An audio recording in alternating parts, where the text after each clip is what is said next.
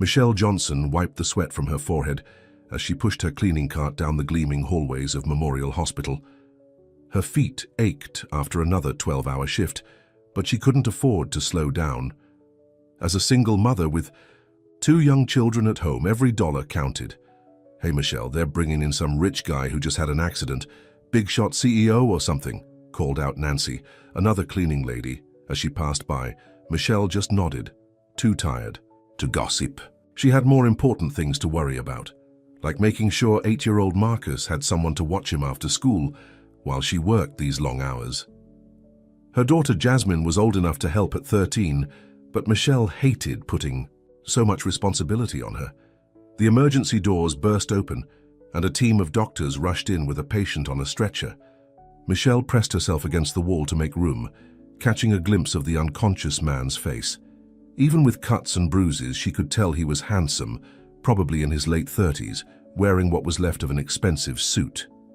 "That's William Stone," whispered Nancy, appearing again at Michelle's side. "Worth billions, was supposed to get married today but crashed his car on the way to the wedding." Over the next few hours, the hospital turned into a circus. Reporters camped outside trying to snap photos. A tall blonde woman in a designer dress showed up crying dramatically, followed by cameras. Michelle learned this was Catherine, the fiancée. She stayed just long enough for the photographers to get their shots before leaving with some excuse about being too distraught. That night, after most of the chaos had died down, Michelle went in to clean William's private room in the ICU. She looked at him lying there hooked up to machines and felt a wave of sadness. Rich or not, no one deserved to be alone like this. "Don't worry, Mr. Stone," she said softly as she emptied the trash. "I'll keep your room nice and clean until you wake up." Days passed and Michelle noticed a pattern. Catherine would show up when the photographers were around, pose by William's bedside, then quickly leave.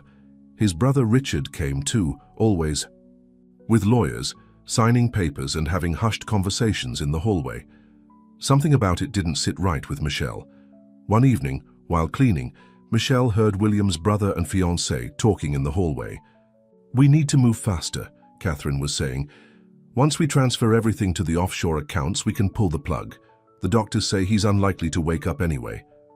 "Patience," Richard replied. "We have to do this carefully. One wrong move and we could lose everything." Michelle's blood ran cold. They were planning to kill him and steal his money. She looked at William's peaceful face and made a decision. She wouldn't let them get away with this. That night, Michelle started staying extra time after her shift, sitting with William and talking to him. She told him about her kids, her struggles as a single mom, and what she'd overheard. The nurses gave her odd looks, but she didn't care. "My mama always said God works in mysterious ways," she told him while cleaning one evening. "Maybe he put me here to watch over you." Michelle brought books from home and read to him during her breaks.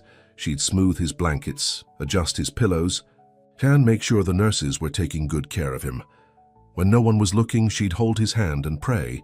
Her children noticed she was getting home later, but they understood when she explained about the lonely man in the hospital who needed someone to care about him. "Like how Daddy left us and we only had each other?" Jasmine asked.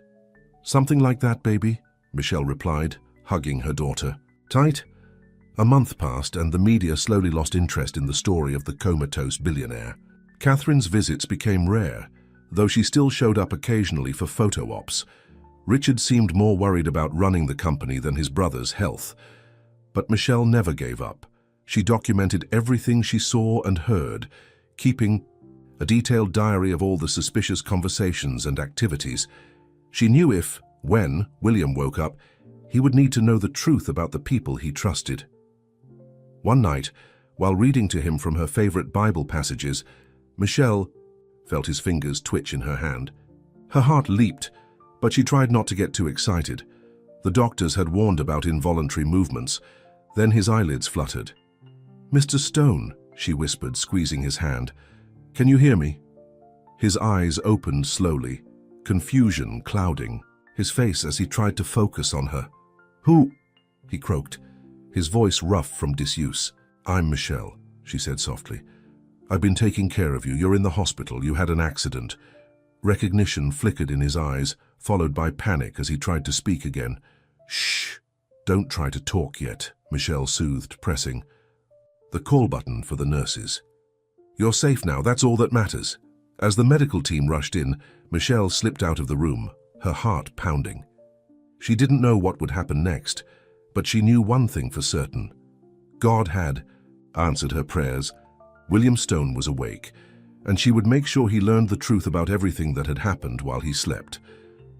The news of William Stone's awakening spread through Memorial Hospital like wildfire. Within hours, the parking lot was once again filled with news vans and reporters. Michelle watched from the window as Catherine's red sports car pulled up, the blonde woman emerging in a perfectly tailored suit, not a hair out of place. "I came as soon as I heard," Catherine announced to the cameras before rushing inside. But Michelle noticed she stopped in the bathroom first to touch up her makeup. Michelle kept herself busy cleaning nearby rooms, trying not to worry about what was happening. She'd grown so protective of William over the past months that it physically hurt to think about him facing those vultures alone. When Catherine finally swept into William's room, Michelle couldn't help but linger nearby, pretending to mop the floor. "Darling," Catherine's voice carried into the hallway, "I've been here every single day praying for you to wake up." There was a long pause before William spoke, his voice still weak. "Every day? I don't remember seeing you." "Oh, sweetheart, you were in a coma. Of course you don't remember, but I was here suffering, watching you lie there so still." Michelle gripped her mop handle tighter, fighting the urge to burst in and tell the truth. She'd documented Catherine's sparse visits in her diary, never more than 10 minutes, always with photographers in tow. Richard arrived next, bringing a team of lawyers with him. Michelle's stomach churned as she heard him talking about business, matters before William had even had a chance to properly recover. "The company's doing fine, little brother. I've taken care of everything. There are just a few papers you need to sign." "Sir," a nurse interrupted firmly, "Mr. Stone needs rest. He just woke up from a 3-month coma. All this can wait." Michelle silently thanked the nurse. She'd gotten to know the staff well during her evening visits, and most of them had grown suspicious of William's family too. That night, after everyone had gone, Michelle came in to do her usual cleaning. William was awake, staring out the window. "Hello, Mr. Stone," she said softly. "It's good to see you awake." He turned to look at her, his face showing signs of recognition. "Your voice. I know your voice." Michelle's heart skipped a beat. "You do? You were here. While I was sleeping. You read to me. Talked to me." His words were slow, careful. "You told me about your children." Tears pricked at Michelle's eyes. "Yes, that was me. I didn't think you could hear me. I heard everything." He paused, struggling to find the right words. "You were the only one who felt real." Michelle set down her cleaning supplies and moved closer to his bed. "Mr. Stone, there are some things you need to know about what happened while you were in the coma. Please call me William." He tried to sit up straighter. "And I think I already know some of it. I could hear them sometimes. Catherine, Richard, making plans." "I kept a diary," Michelle said, pulling a worn notebook from her uniform pocket. "I wrote down everything I saw and heard, the conversations, the business meetings, the real number of times they visited." William's hand shook as he reached for the notebook. "Why? Why would you do that for me? You don't even know me." "Because it wasn't right," Michelle said simply. "My mama raised me to believe that doing the right thing isn't always easy, but it's always worth it." He opened the notebook and started reading. Michelle watched as his face darkened with each page. "3 times, he muttered. "Catherine only came 3 times in the first month?" "Only when there were photographers," Michelle confirmed gently. William closed the notebook, his jaw tight with anger.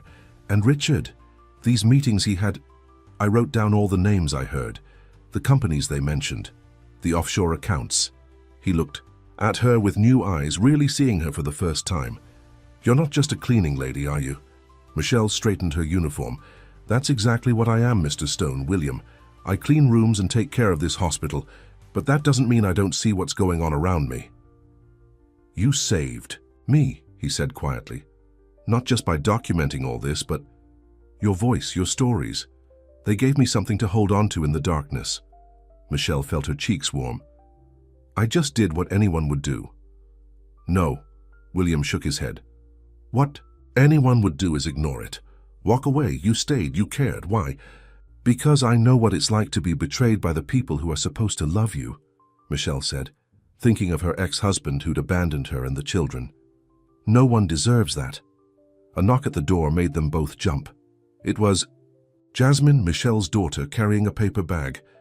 Mama, you forgot your dinner again, she said, then stopped short when she saw William was awake. Oh, hello, Mr. Stone. Mama's told us all about you. I'm glad you're better. William smiled, the first real smile Michelle had seen from him. You must be Jasmine. Your mother told me you're quite the artist. Jasmine beamed. You really were listening. Every word, William assured her. He turned back to Michelle. Would you both join me? Hospital food isn't the best company for dinner. Michelle hesitated. I shouldn't. It's not proper. Please, William said softly. I've had enough proper people for one day. I'd like to have dinner with someone real. So that's how Michelle found herself sharing her homemade chicken sandwich with a billionaire while her daughter chatted about school and art class. For a moment she could almost forget about the storm that was coming, the confrontations with Catherine and Richard, the legal battles that would surely follow.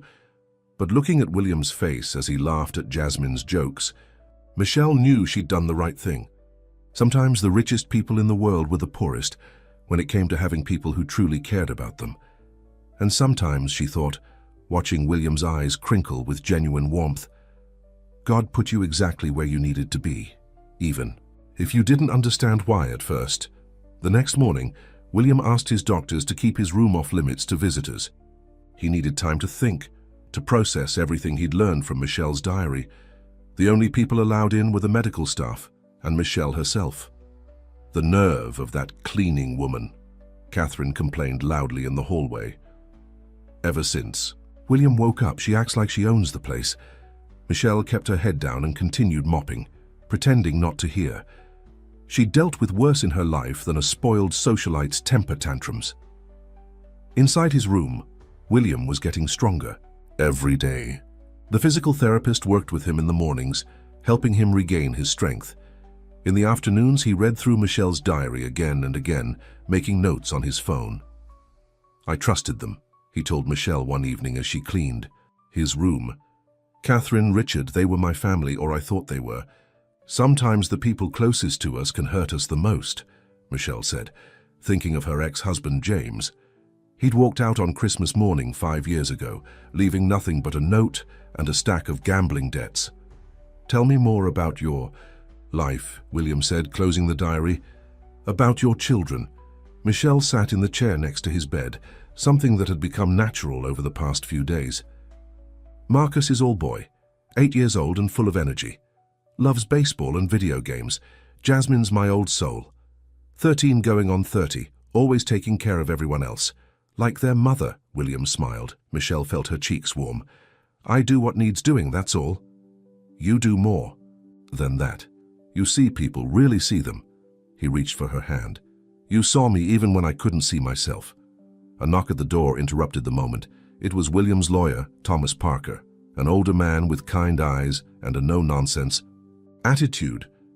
William, we need to talk about what's been happening at the company, Thomas said, pulling up a chair. Your brother's been busy while you were asleep. Michelle started to leave, but William held onto her hand. Stay, please. I want you to hear this. Thomas laid out the facts. Richard had used an old power of attorney to transfer millions into offshore accounts. He'd signed deals that benefited him personally, while nearly bankrupting several of William's smaller companies. And Catherine had been helping him, in exchange for a hefty payment and a promise to be taken care of once William was out of the picture. They were going to kill me, William said flatly. I heard them talking about it, about pulling the plug. Thomas nodded grimly. We have evidence. Michelle's diary entries match up perfectly with bank transfers and company records. They got sloppy, thinking you'd never wake up. What do we do now? Michelle asked. We fight back, William said, his voice stronger than she'd heard it since he woke up. But we have to be smart about it. They don't know what we know. Over the next few hours, they formed a plan. Thomas would quietly gather more evidence while William played along, pretending to be weaker and more confused than he really was. The key is to let them think they're still in control, Thomas explained. Once we have everything in place, we can move against them legally. Michelle listened, feeling out of place in this world of high finance and corporate intrigue. But when she tried to excuse herself, William wouldn't let her go. "You're part of this now," he insisted. "I wouldn't be alive if it wasn't for you." That night, after her shift ended, Michelle found Catherine waiting by her car in the parking lot. "I don't know what kind of game you're playing," Catherine hissed, "but William is mine. Do you really think a cleaning lady has any place in his world? Look at yourself." Michelle straightened her spine, remembering all the nights she'd sat with William while this woman was out partying. "I'm looking, Ms. Catherine, and I see someone who works hard, takes care of her kids, and doesn't need to steal from sick people to feel important." Catherine's face turned ugly. "You'll regret this. When William's better, he'll see you for what you really are. Just another gold digger trying to take advantage of him." "No, Catherine," Michelle said calmly. "He'll see me for who I really am, the person who was there when it mattered." She got in her car and drove home, her hands shaking on the steering wheel. At home, she found Jasmine helping Marcus with his homework at the kitchen table. "Mama, you okay?" Jasmine asked, seeing her mother's face. "Did something happen at the hospital?" Michelle hugged both her children close. "Everything's fine, babies. Sometimes doing the right thing isn't easy, but that doesn't mean we stop doing." Later that night, Michelle got a text from an unknown number. "Thank you for standing up to her. I heard everything. W." She stared at the message, wondering how her life had gotten so complicated. 3 months ago, she'd just been a cleaning lady trying to make ends meet. Now she was in the middle of what felt like a soap opera: betrayal, corporate intrigue, and a handsome billionaire who looked at her like she was something precious. But when she thought about William's smile, the way he listened when she talked about her kids, how he treated everyone with kindness regardless of their position, she knew she was exactly where she was meant to be. "Lord," she prayed before bed, "just help me be strong enough for whatever comes next. And please watch over William. He's going to need all the strength he can get." She had no way of knowing that the real storm was just beginning, and that her simple act of kindness would change not only William's life, but her own in ways she could never have imagined. Richard Stone paced in his brother's hospital room, waving papers in the air. "These contracts need your signature today, William. The board is getting impatient." William, still in his hospital bed but sitting up straighter now, nodded slowly. "Of course, brother. Whatever you think is best." Michelle pretended to dust the windowsill, keeping her back turned. She'd gotten permission from the hospital administration to stay on as William's private room attendant, which meant she could be present for these meetings without raising suspicion. "Just sign here and here." Richard pointed to several spots on the documents. "It's all standard stuff: company transfers, asset management." William's hand shook as he held the pen, not from weakness, Michelle knew, but from anger. He was playing his part perfectly, acting like the confused, grateful younger brother. "Thank you for taking care of everything," William said, his voice soft. "I don't know what I'd do without you." Richard's smile didn't reach his eyes. "That's what family is for." After Richard left, William's face hardened. "Every paper I just signed has already been copied and sent to Thomas. My dear brother doesn't know we've been 3 steps ahead of him this whole time." Michelle set down her dusting cloth. "How bad is it?" "Worse than we thought. He's been selling off company assets at half their value to shell corporations he owns. Classic embezzlement scheme." William ran a hand through his hair. "The board meeting next week is where they plan to force me out completely, declare me mentally unfit to run the company. Can they do that?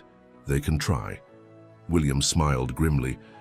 "But they don't know about our secret weapon." Michelle raised an eyebrow. "What secret weapon?" "You." He reached for her hand, something he'd been doing more often lately.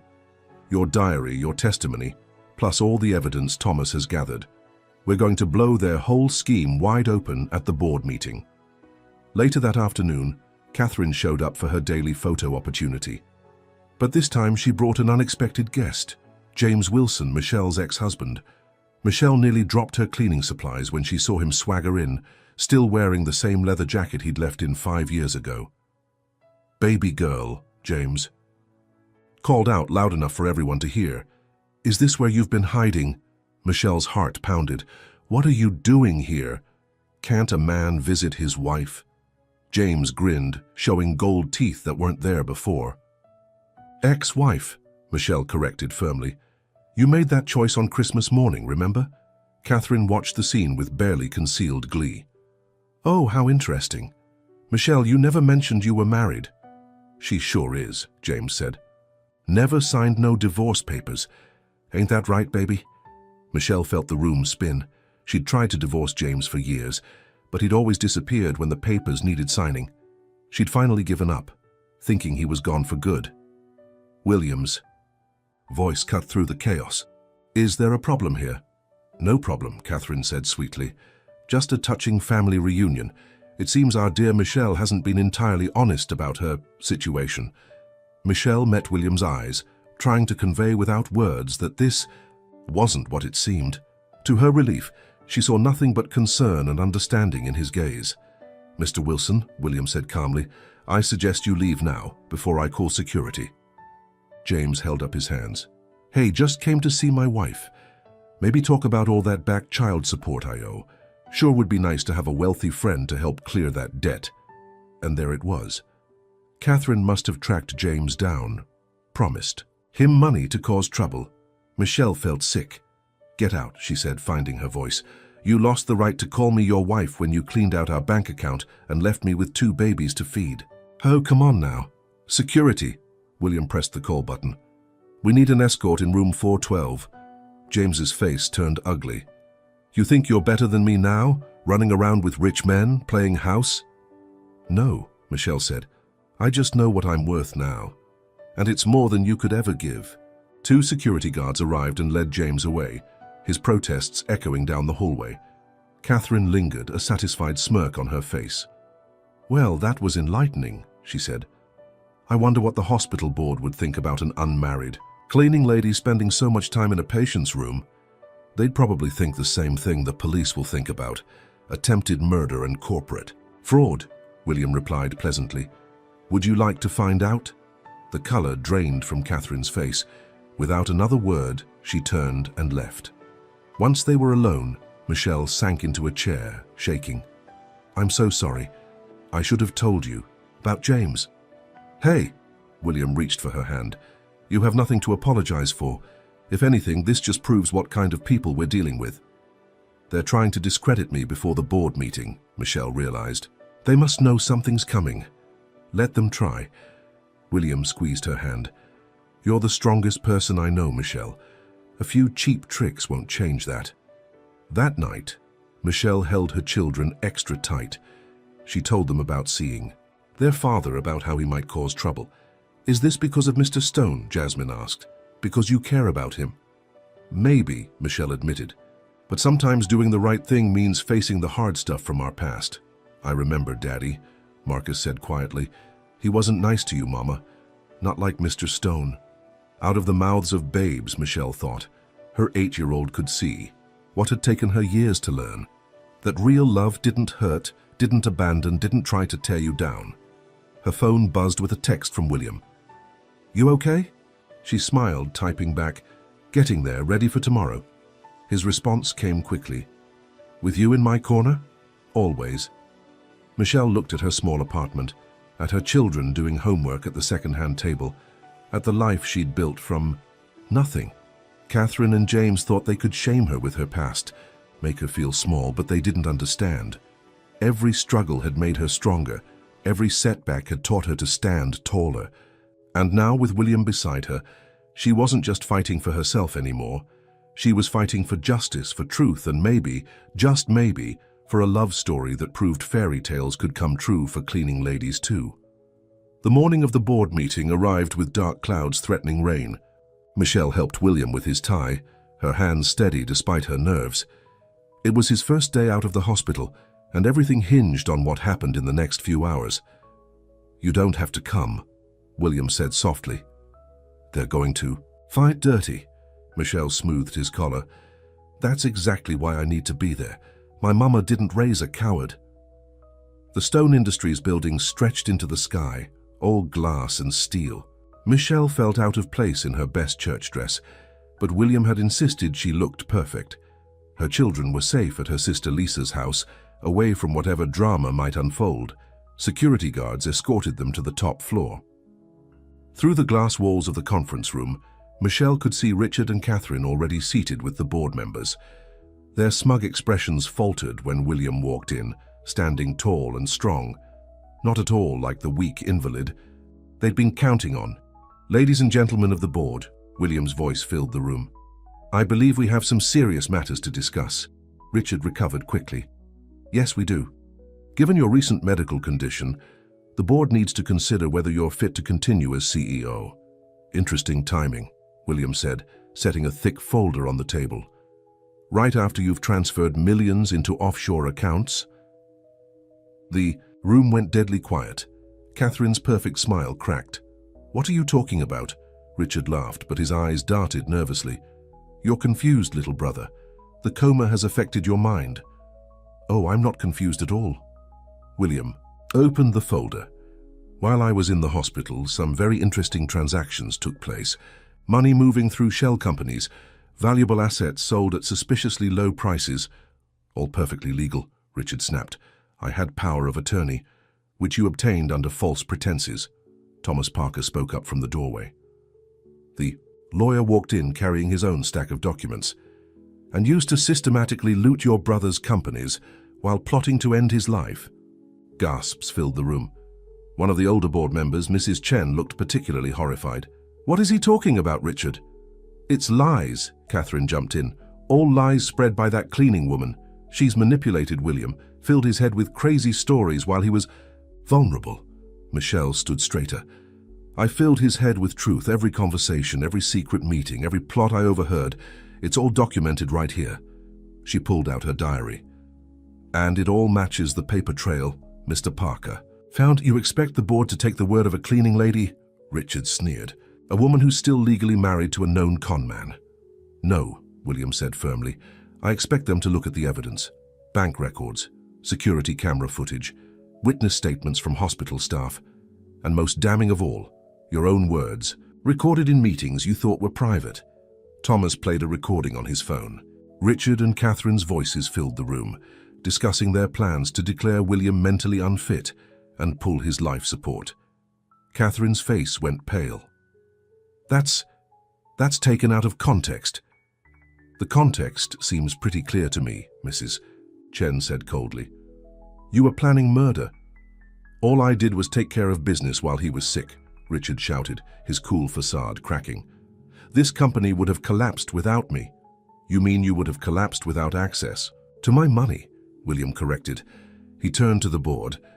"Ladies and gentlemen, you have a choice to make. Side with criminals who nearly destroyed this company for their own gain, or help me restore it to what it should be. A force for good in this community." The board members whispered among themselves. Mrs. Chen stood up first. "I think I speak for everyone when I say we've seen enough," she announced. "Richard Stone, you're fired.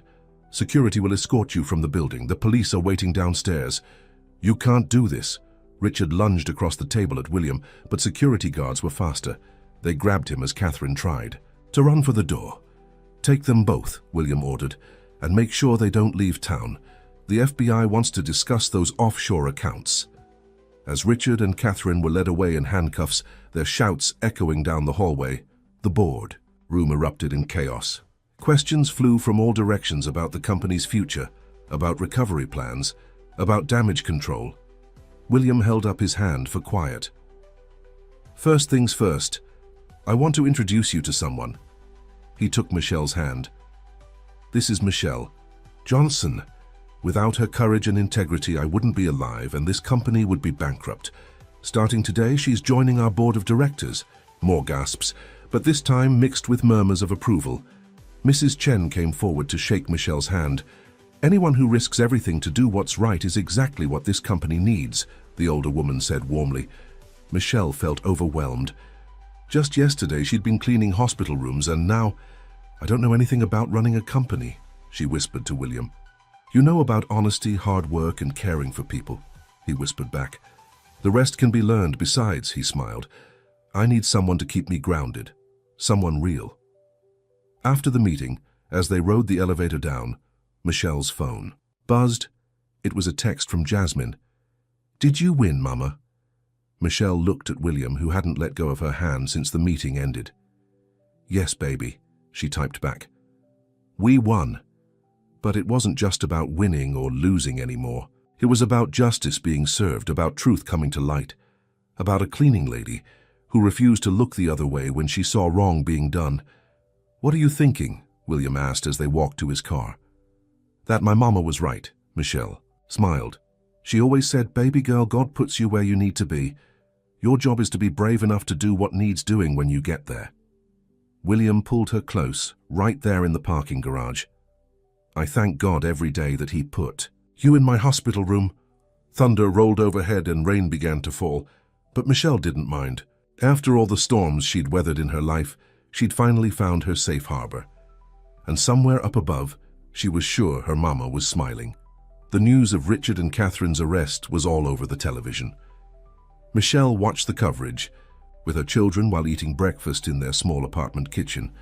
Her phone hadn't stopped buzzing with messages from her co-workers at the hospital. Mama, look. Marcus pointed at the screen. They're showing your picture next. To Mr. Stone's. Sure enough, the morning news was running a story about the heroic cleaning lady who had uncovered the murder plot. Michelle quickly turned off the TV.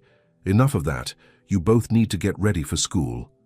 But Mama, Jasmine protested, everyone's going to be talking about it. Then you tell them your mama did what any decent person would do. Michelle straightened Jasmine's collar. Now scoot, you'll miss the bus. After the kids left, Michelle sat at her kitchen table, staring at her hospital uniform hanging on the door. William had offered her the board position, but she hadn't given him an answer yet. It all felt too much like a fairy tale, the kind that couldn't possibly last. Her phone rang. It was William. Good morning. His warm voice filled her ear. Have you seen the news? Hard to miss it, Michelle sighed. Michelle, William, are you sure about this board position? People are already talking. Let them talk, Michelle. You're the only person I trust completely. The company needs someone like you, someone with real integrity.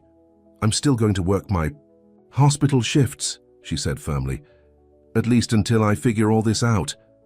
I wouldn't expect anything else. She could hear his smile. That's who you are.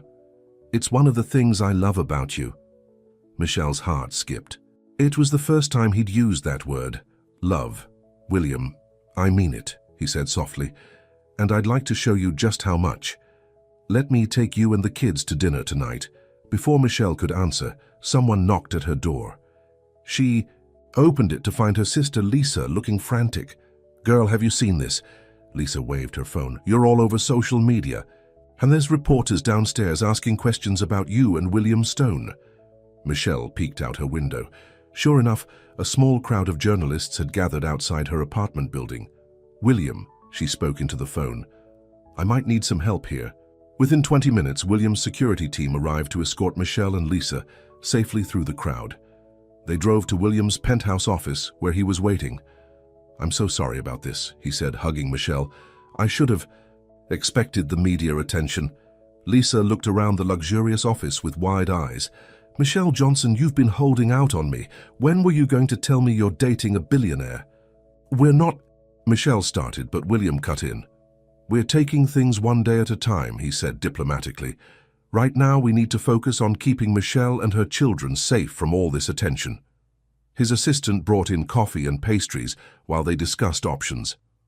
William wanted to move Michelle and the kids to a secure apartment in his building. Michelle refused. I'm not running from my life, she insisted. Those reporters will get bored eventually.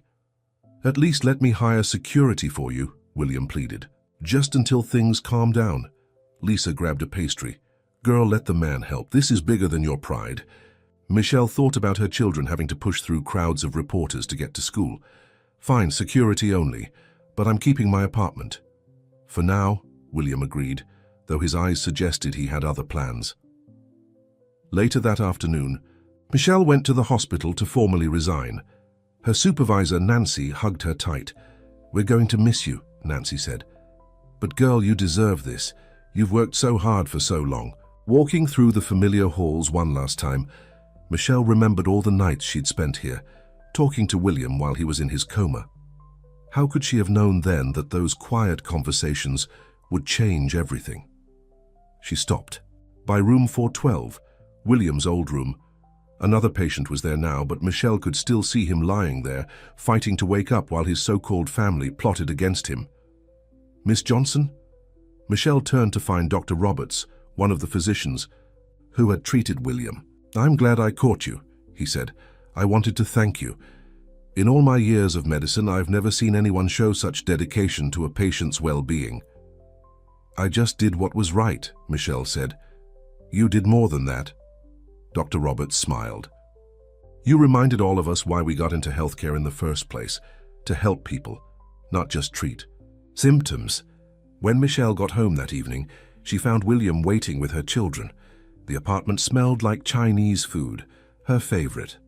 "Hope you don't mind," he said. "Marcus invited me for dinner." Jasmine was setting the table, chatting happily with William about her art project. Marcus was showing him his baseball cards. It felt so natural, so right. "The reporters are gone," William told her as they ate. "But they'll be back. Are you sure you don't want to reconsider moving?"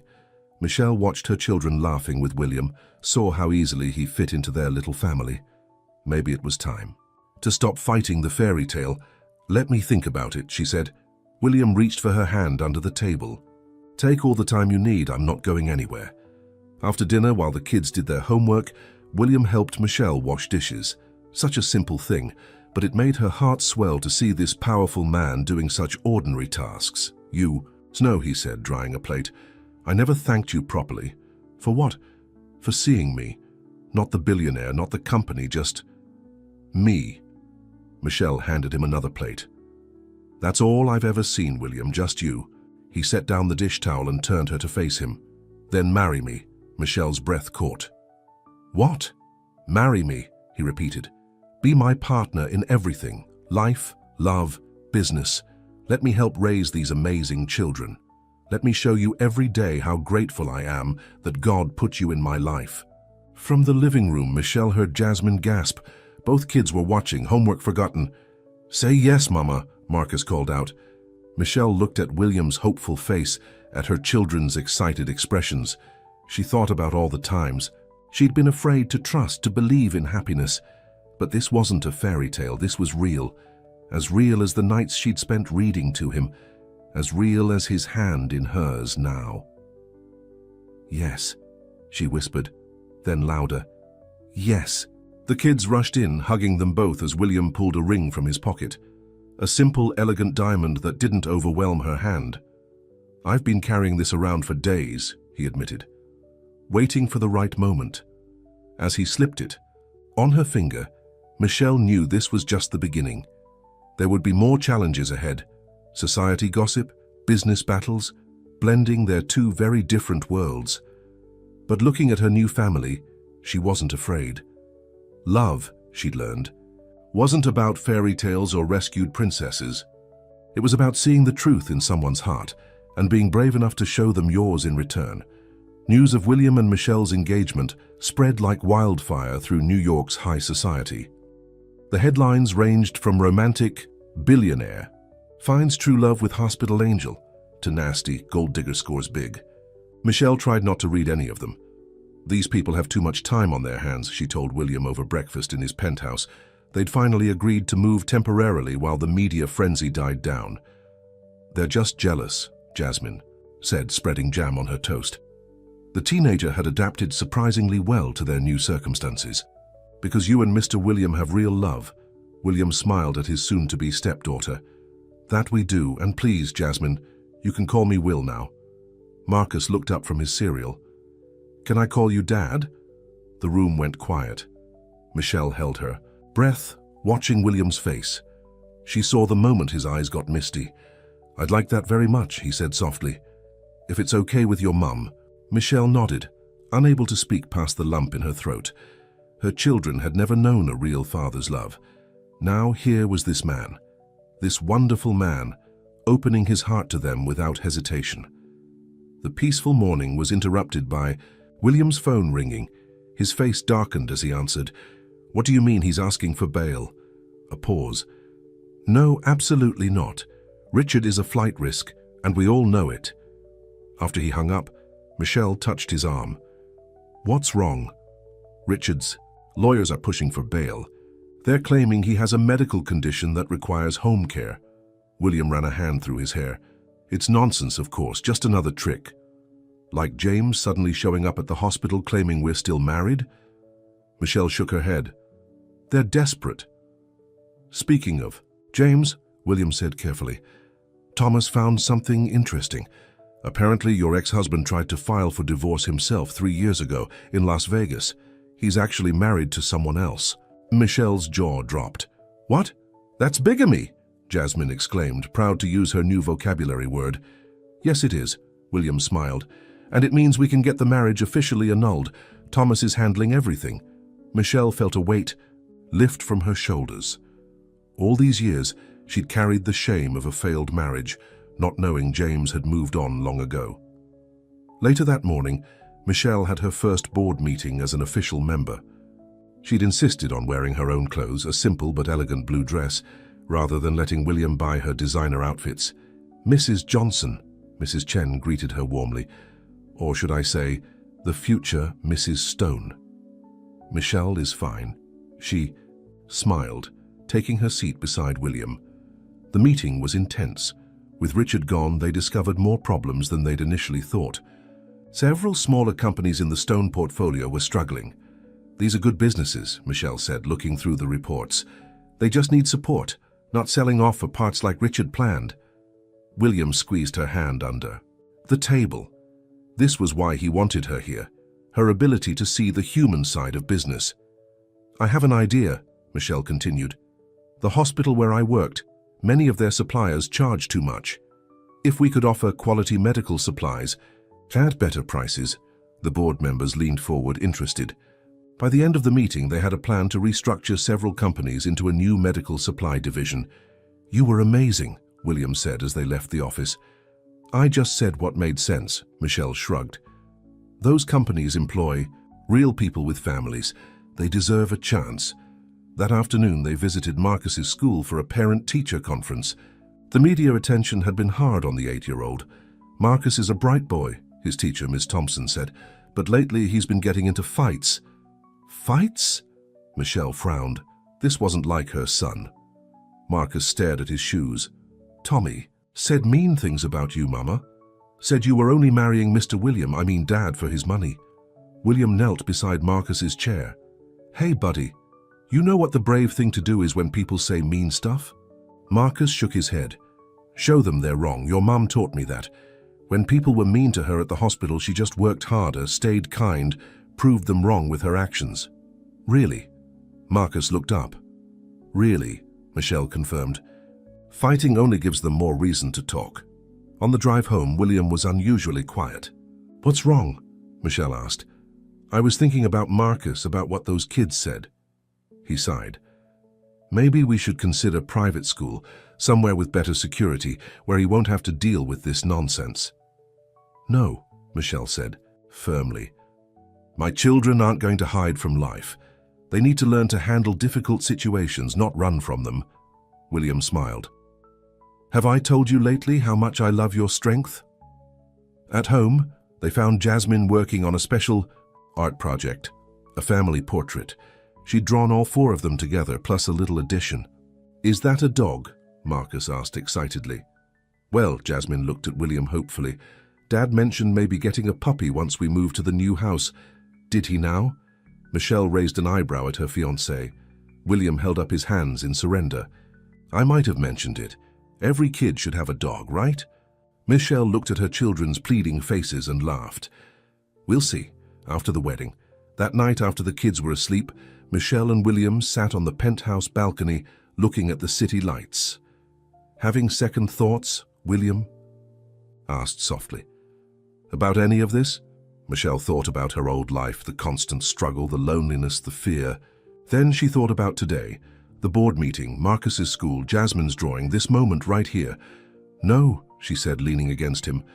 This is exactly where we're supposed to be. Even with all the crazy, especially with all the crazy, she smiled. Life's not perfect, William, but it's perfect for us. He pulled her closer. You know, Richard and Catherine thought they could break us by bringing up our pasts. They didn't understand that our pasts are what made us strong enough for this future. Michelle looked up at the stars, barely visible through the city lights. Somewhere up there her mama was watching, probably saying, "I told you so," about good things coming to those who stayed true to themselves. You know what the best part is, she said. What's that? Our story's just beginning. Wedding planning brought a whole new set of challenges. The society pages were buzzing with speculation about what they called the wedding of the year. But Michelle had other ideas. I want something simple, she told William as they sat in their new kitchen. They'd finally moved into a beautiful brownstone that was a compromise between his luxury penthouse and her modest apartment. Just family and close friends. Whatever you want, William agreed. But Michelle could see him holding something back. What is it? He sighed. It's just, as CEO of Stone Industries, there are certain expectations. Board members, business partners, investors, they'll all expect invitations. So this isn't just our wedding anymore. Michelle felt her heart sink. It's a business event. William took her hand. It's our wedding first. Everything else comes second. But maybe we can find a middle ground? Before Michelle could answer, Jasmine burst into the kitchen waving a bridal magazine. Mama, I found the perfect dress. Look! The dress in the magazine was a designer gown that probably cost more than Michelle used to make in a year. All crystals and lace, it looked like something Catherine would wear. Baby, that's not really my style, Michelle said gently. But you're marrying a billionaire, Jasmine protested. You need to look like a princess.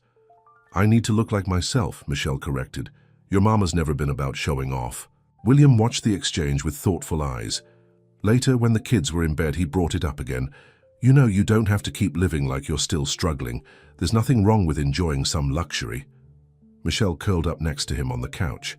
It's not about the money, William. It's about staying true to who I am. Those fancy society ladies, that's not me, never will be. And that's exactly why I love you. He kissed her forehead. But let me spoil you a little. For the wedding at least, she laughed. Fine. But I draw the line at crystal-covered dresses. The next morning, Michelle met with the wedding planner William had hired, a tall, elegant woman named Victoria, who clearly had doubts about her client's taste level. The plaza has a lovely ballroom, Victoria suggested. Or we could do the Ritz. Actually, Michelle interrupted, I was thinking about the botanical gardens, the rose garden where William proposed. Victoria's perfectly plucked eyebrows rose. The public gardens, but surely the gardens, Michelle said firmly, with white chairs, simple flowers, and lots of sunshine. When she described her vision to William that evening, his face lit up. It's perfect, real, beautiful, and completely you. But their plans hit a snag the next day when Michelle's phone rang. It was James. Baby girl, we need to talk about this bigamy thing, he drawled. Maybe we can work something out, There's nothing to work out, Michelle said coldly.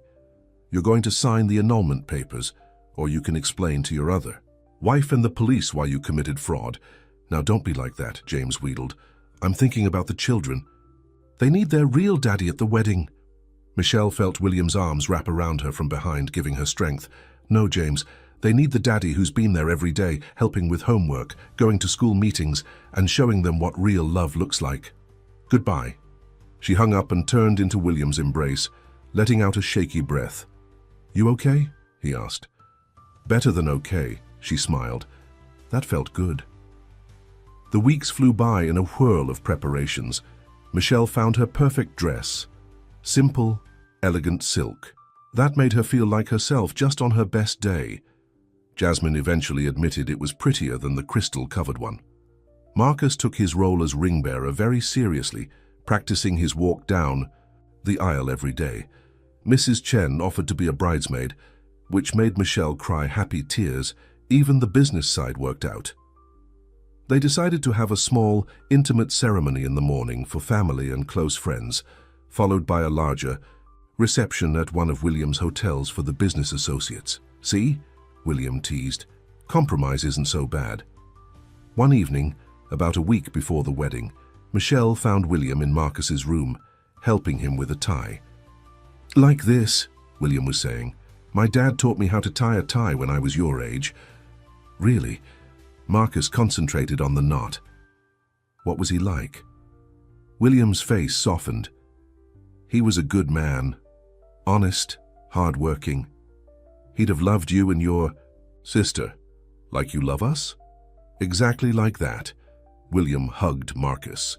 "Being a dad isn't about who made you. It's about who loves you, protects you, and helps you grow." Michelle wiped tears from her eyes, not wanting to interrupt the moment. This was what real family looked like.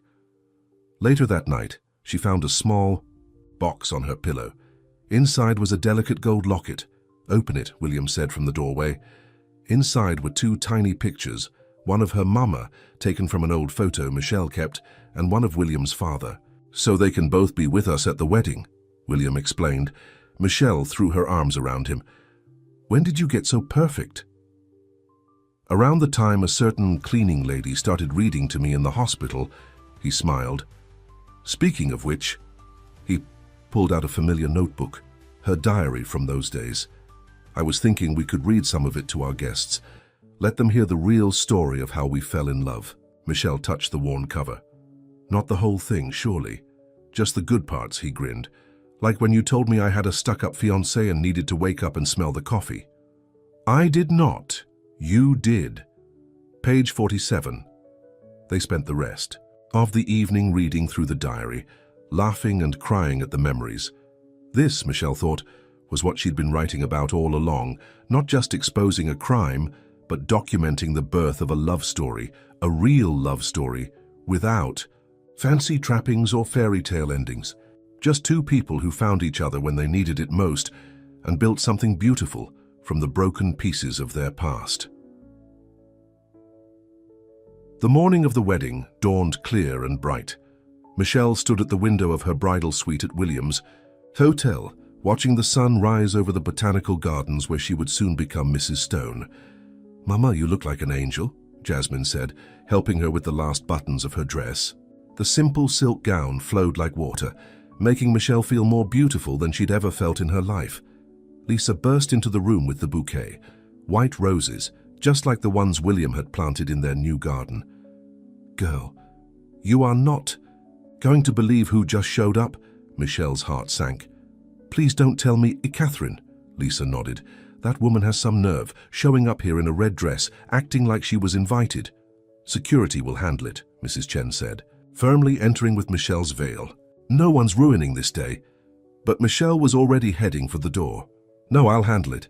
She found Catherine in the hotel lobby, wearing a dress that cost more than a car and a smirk that could curdle milk. "Michelle, darling," Catherine's voice dripped honey. "I just came to wish you well. After all, I know exactly what you're getting into. I was almost Mrs. Stone myself, remember?" Michelle smiled calmly. "Yes, you were. Right up until you tried to kill him for his money." She stepped closer, lowering her voice. "Now you can leave quietly and with dignity, or I can have security throw you out on that designer dress of yours. Your choice." Catherine's face turned ugly. "You think you've won? That you belong in our world? You're nothing but a cleaning lady playing dress-up." "You're right," Michelle said. "I am a cleaning lady, one who's about to marry the man you lost because you couldn't see his real worth. Now get out of my hotel." As security led Catherine away, William's voice came from behind her. "That's my girl." Michelle spun around. "William, it's bad luck to see the bride," but he just pulled her close. "I think we've had all the bad luck we're going to have. You look stunning." "You're not so bad yourself," she smiled, straightening his tie. He was handsome as ever in his tuxedo, but it was the joy in his eyes that took her breath away. "Ready to do this?" he asked. More than ready.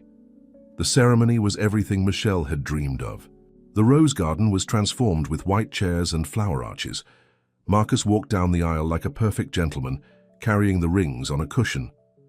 Jasmine preceded Michelle, looking grown up and beautiful in her junior bridesmaid dress. When the music changed and everyone stood, Michelle started down the aisle on her brother Tony's arm. William's face when he saw her made her heart stop.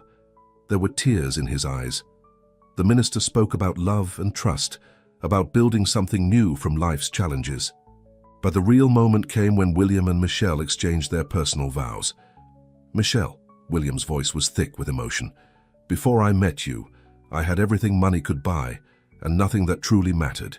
You showed me what real love looks like, not the showy kind that gets its picture in magazines, but the kind that sits with you in the dark, that believes in you when you can't believe in yourself. You and your children aren't just my family now. You're my miracle." Michelle wiped tears from her eyes before speaking. "William, my mama used to say that God doesn't give you what you want. He gives you what you need. I needed someone to show my children what a real man, a real father looks like. I needed someone who could see past my uniform to my heart. But most of all, I needed someone who could teach me to trust in love again. You're my answered prayer." There wasn't a dry eye in the garden when they exchanged rings. Even Mrs. Chen was dabbing at her eyes with a handkerchief. The moment the minister pronounced them husband and wife, Marcus rushed forward to hug them both, followed quickly by Jasmine. William gathered them all in his arms, and photographers caught the moment. A real family, bound by love rather than blood. At the reception, Richard and Catherine's empty seats at the family table were a reminder of how different things could have been. But as Michelle looked around at their real family, Lisa fussing over the flower arrangements, Tony dancing with Jasmine, Mrs. Chen teaching Marcus how to waltz. She knew everything had worked out exactly as it should. William clinked his glass for attention. "I'd like to share something with you all," he said, pulling out Michelle's old diary. "This is where our story really began." He read selected entries, making everyone laugh with Michelle's first impressions of him. Another rich man who probably never thanked a cleaning lady in his life, and cry with her late-night conversations with his unconscious form. "But this entry," he said, "this is the one that matters most." He read, "Tonight I realized something. It's not about rich or poor, about fancy clothes or important jobs. It's about who sits with you in the dark, who sees you when you're invisible to everyone else. I don't know if he can hear me, but I'll keep talking. Keep hoping. Keep believing that sometimes love is stronger than money, stronger than evil, stronger than fear itself." Michelle stood and took the diary from him. And this is his response, the day he woke up. "I heard every word, every story, every prayer. And I fell in love with your voice long before I could open my eyes to see your face." They danced their first dance to At Last, just like in the old movies Michelle's mama used to love. William held her close, whispering, "Happy?" "More than I ever dreamed possible," she whispered back. Later, as the party wound down, they found Marcus and Jasmine asleep on a sofa, worn out from dancing. William carried Marcus while Michelle guided a sleepy Jasmine to the elevator. "Some honeymoon," Michelle teased. "Putting kids to bed." William kissed her softly. "Wouldn't have it any other way. This is what real love looks like." In their suite, after the children were tucked into their adjoining room, Michelle and William stood on their balcony, looking at the stars. "You know what I love most about today?" William asked. "What's that?" "That it's just the beginning. We have our whole lives ahead of us, more love, more family, more everything." Michelle leaned back against him. "More everything sounds perfect." Above them, a shooting star streaked across the sky. Michelle made a wish, then smiled, realizing she didn't need to. Everything she'd ever wished for was right here in her arms. 1 year later, the morning sun streamed through the windows of the Stone family kitchen as Michelle flipped pancakes, while William helped Marcus with his math homework. Jasmine sat at the counter, sketching in her notebook while their golden retriever puppy Hope napped at her feet. "Dad, I got it!" Marcus exclaimed, solving a particularly tricky problem. The word "dad" now came naturally to him, as if William had always been there. "That's my boy," William beamed, ruffling Marcus's hair. "Smart like your mother." The morning paper lay on the counter, showing a very different headline than the ones from a year ago. "Stone Industries launches revolutionary medical supply program, making healthcare more affordable." Michelle's initiative had grown into something bigger than anyone expected. Mrs. Chen called, Jasmine announced, looking up from her sketch. She wants to know if we're still on for the charity gala next week. The one for the hospital scholarship program? Michelle nodded, serving up the pancakes. The scholarship had been her idea, helping hospital workers and their children pursue their dreams. The first recipient had been Nancy's daughter, who was now studying nursing. Speaking of the hospital, William said casually, I drove by there yesterday, past room 412. Michelle squeezed his hand, knowing what he meant. They'd turned his old hospital room into part of a new patient support program where volunteers read to coma patients and kept them company. Oh, Jasmine jumped up. Show them. Mama, show them the picture. Michelle pulled out her phone, bringing up the ultrasound image they'd gotten yesterday. In the grainy photo, you could just make out the outline of twins. Double trouble, William grinned, pulling her close, just like double blessings. The doorbell rang, and Hope perked up her ears. It was Lisa, bringing over more baby clothes than Michelle thought 2 babies could ever need. Just wait until Mrs. Chen sees these, Lisa laughed. She's already calling herself the twins' honorary grandmother. The news about Richard and Catherine had finally died down. They'd both taken plea deals and were serving time for their crimes. Richard had even written a letter of apology, though Michelle wasn't sure William was ready to read it yet. Some wounds took longer to heal. Almost time for school, Michelle reminded the kids. As they gathered their bags, she marveled at how much they'd grown. Jasmine was turning into a talented young artist, her work already winning competitions. Marcus had overcome his shyness and was now one of the top students in his class. William helped load the kids into Lisa's car. She still drove them to school every morning, even though they could have hired a driver. Some things didn't need to change just because they could. Meeting at 10, Michelle asked her husband as he came back inside. The board wants your input on expanding the medical supply program to more states, William nodded. You've got quite a fan club in the business world now. Michelle straightened his tie, a gesture that had become their morning ritual. Who would have thought? A cleaning lady in the boardroom. I did, William pulled her close. From the moment I opened my eyes and saw you there, I knew you were meant for more. More what? More everything, he smiled. More love, more success, more life than either of us dreamed possible. Michelle touched her growing belly, feeling the twins move.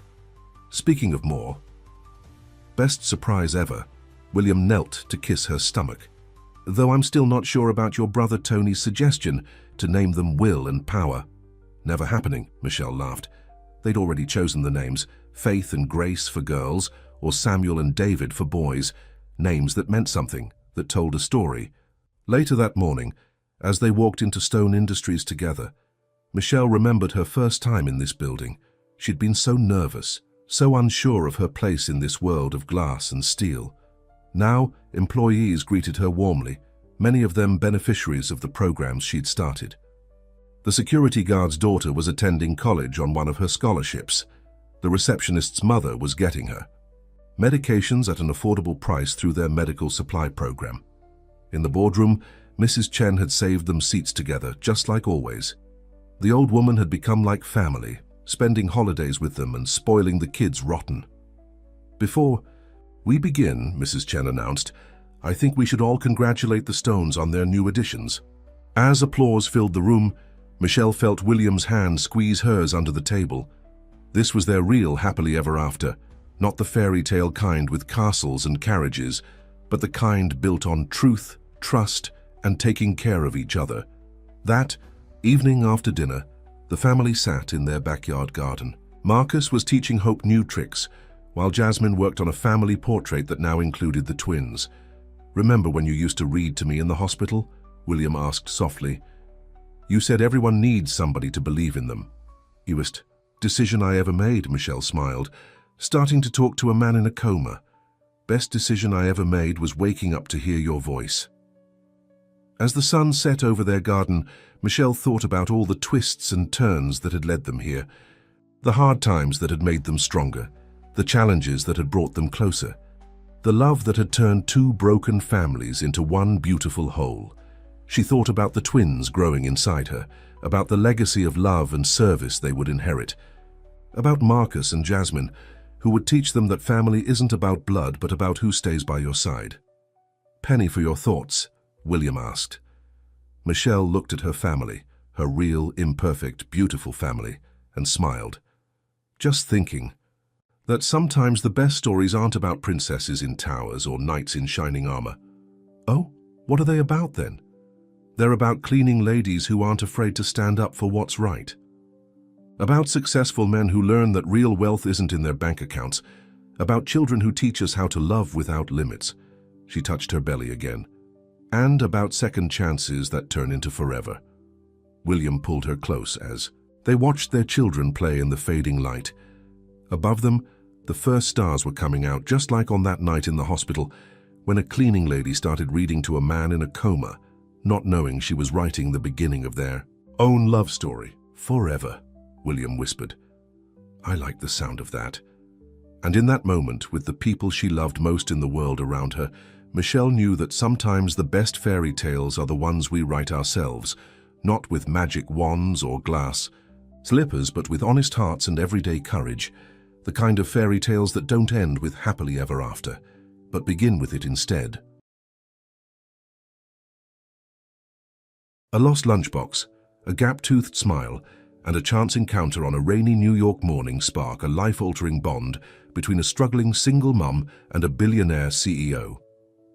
But when ghosts from the past return, will love be enough? Before we get into the story, comment below where in the world you're watching from today. The alarm clock blared at 5 a.m. and Naomi Carter's hand shot out from under the worn comforter to silence it before it woke her daughter. She sat up and rubbed her eyes, feeling the familiar weight of exhaustion that never quite left her shoulders. "Another day," she whispered to herself as she swung her legs over the side of the bed. Naomi tiptoed to the small bedroom across the hall where 7-year-old Lena slept peacefully, her curly hair splayed across the pillow and her small chest rising and falling with each breath. For a moment, Naomi just watched her daughter sleep, drawing strength from the sight. "Baby girl." "Time to wake up," Naomi said softly, sitting on the edge of the bed and gently stroking Lena's cheek. Lena stirred and opened her eyes. "Is it morning already, Mommy?" "Yes, sweetheart, we need to get ready for school." Their small apartment in Queens was barely big enough for the two of them, but Naomi had done her best to make it a home. Photos of Lena lined the walls. Her first day of kindergarten, her ballet recital, her gap-toothed smile after losing her first tooth. There were no pictures of Lena's father. He'd been gone since before she was born. In the kitchen, Naomi prepared breakfast while Lena got dressed. The routine was down to a science. Cereal and fruit for Lena, coffee for Naomi. While they ate, Naomi checked the schedule on her phone. "I've got the catering job at lunch and then my shift at the restaurant tonight," she said, more to herself than to Lena. "Mrs. Davis will pick you up from after-school program. Can't you pick me up, Mommy?" Lena asked, her big brown eyes pleading. Naomi felt the familiar stab of guilt. "Not today, baby. Mommy has to work so we can pay for our apartment and your school." As she packed Lena's lunch, a peanut butter sandwich, apple slices, and a small chocolate cookie, Naomi slipped in a note with a heart drawn on it. She always included a little something to remind Lena that she was loved, even when they were apart. "Don't forget your raincoat." "The weather said it's going to rain today," Naomi reminded as they rushed out the door. The subway station was crowded, as it always was during the morning rush. Naomi held Lena's hand tightly as they navigated through the sea of commuters. The platform was packed with people in business suits, construction workers and other parents with children in tow. "Stay close to me," Naomi warned as they squeezed through the crowd. Just as the train pulled into the station, someone bumped into Naomi from behind. She stumbled forward, nearly losing her balance. In the confusion, she dropped her bag and its contents spilled onto the platform. "Sorry, ma'am," a man in a suit muttered, not even slowing down as he rushed to board the train. "It's fine," Naomi said, though he was already gone. She quickly gathered her things, making sure she had her wallet and phone. "Come on, Lena, we need to catch this train or you'll be late for school." They managed to squeeze into the crowded car just before the doors closed. It wasn't until they were 3 stops away that Naomi realized something was missing. "Lena, where's your lunchbox?" Lena's eyes widened in alarm. "I don't know, you were holding it."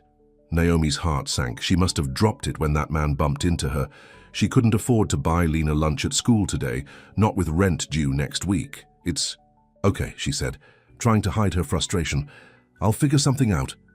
Lena's eyes filled with tears. She knew what that meant. They didn't have extra money for things like school lunch. Don't cry, baby, Naomi said, kneeling down to wipe away a tear that had escaped. Mommy will take care of it. When they arrived at Lena's school, Naomi spoke quietly to the teacher, explaining the situation. The teacher, Mrs. Rodriguez, a kind woman who had known Naomi since Lena started first grade, nodded understandingly. Don't worry, Naomi, Lena can share my lunch today. Naomi thanked her, fighting back tears of gratitude. It was these small kindnesses that kept her going. Be good today, she told Lena, giving her a kiss on the forehead. I love you. Love you too, Mummy, Lena replied, her smile returning. As Naomi rushed to catch another train to get to her catering job, she couldn't shake the feeling that she was failing as a mother.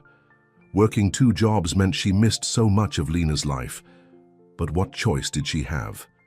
Lena's father had never sent a dime in support, and Naomi's own family had turned their backs on her when she decided to keep the baby. Meanwhile, across town in a sleek high-rise building, Grant Ellison sat in his corner office, staring at the spreadsheet on his computer screen without really seeing it.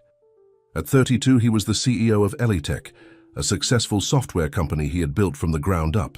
His business acumen had made him millions, but money couldn't fill the emptiness he felt inside. Grant ran a hand through his dark hair, sighing as he checked his watch. Another meeting in 10 minutes. Another day of decisions and deals, and none of it meaning anything beyond the bottom line. His assistant, Mia, knocked on the door. Your 10 o'clock is here, Mr. Ellison. Thank you, Mia. Send them in. Before she could leave, he added, and Mia, can you clear my schedule for lunch today? I need some air. She looked surprised. Grant never took lunch breaks, but nodded. Of course, sir. Later that morning, Grant found himself walking through the crowded streets of New York, not really sure where he was going. The rain had started, a light drizzle that made the city seem somehow softer, less harsh. He ended up at the subway station, a place he rarely visited since he usually had his driver take him everywhere. As he descended the stairs, something caught his eye, a small lunchbox lying on the ground near the turnstiles. People hurried past, no one giving it a second glance. Grant picked it up, noticing a photo taped to the inside. It showed a little girl with curly hair and a bright smile, gap-toothed and genuine. There was a name written underneath, Lena Carter. Grant turned the lunchbox over, looking for any other identification. There was a school name embroidered on the back, PS 118 Queens. Something about that little girl's smile tugged at Grant. He thought about how upset she must be, missing her lunch. Without really understanding why, he found himself heading back up the stairs, lunchbox in hand. Jenkins, he called his driver. I need to go to PS 118 in Queens. The driver raised an eyebrow but didn't comment. It wasn't his place to question why his billionaire boss suddenly needed to visit an elementary school in Queens. At the school, Grant felt strangely out of place in his expensive suit. He approached the front desk, holding the lunchbox. I found this on the subway, he explained to the receptionist. It has a student's name in it, Lena Carter. The receptionist looked surprised. That's very kind of you to bring it all the way here, sir. Lena is in Mrs. Rodriguez's class. I can have someone take it to her. Actually, Grant said, surprising himself, would it be possible for me to give it to her? I'd like to make sure she gets it. After some discussion and verification of the lunchbox, the receptionist agreed to call Mrs. Rodriguez. A few minutes later, a little girl appeared in the office, her eyes widening when she saw her lunchbox. Is that mine? She asked, her voice small but hopeful. Grant knelt down to her level. Are you Lena? She nodded. Then yes, this is yours. I found it at the subway station this morning. Lena's face lit up with a smile that was even more radiant. Then the photo. Thank you, mister. My mummy was so worried. Something about her innocent gratitude touched Grant deeply. You're welcome, Lena. I'm glad I could help. Mrs. Rodriguez thanked him as well. This was very thoughtful of you, Mr. Ellison. Grant Ellison. Well, Mr. Ellison, I'm sure Lena's mother will be very grateful. She worked so hard, and something like this would have been a real hardship for them. Grant nodded, feeling an unexpected connection to this little girl and her unseen mother.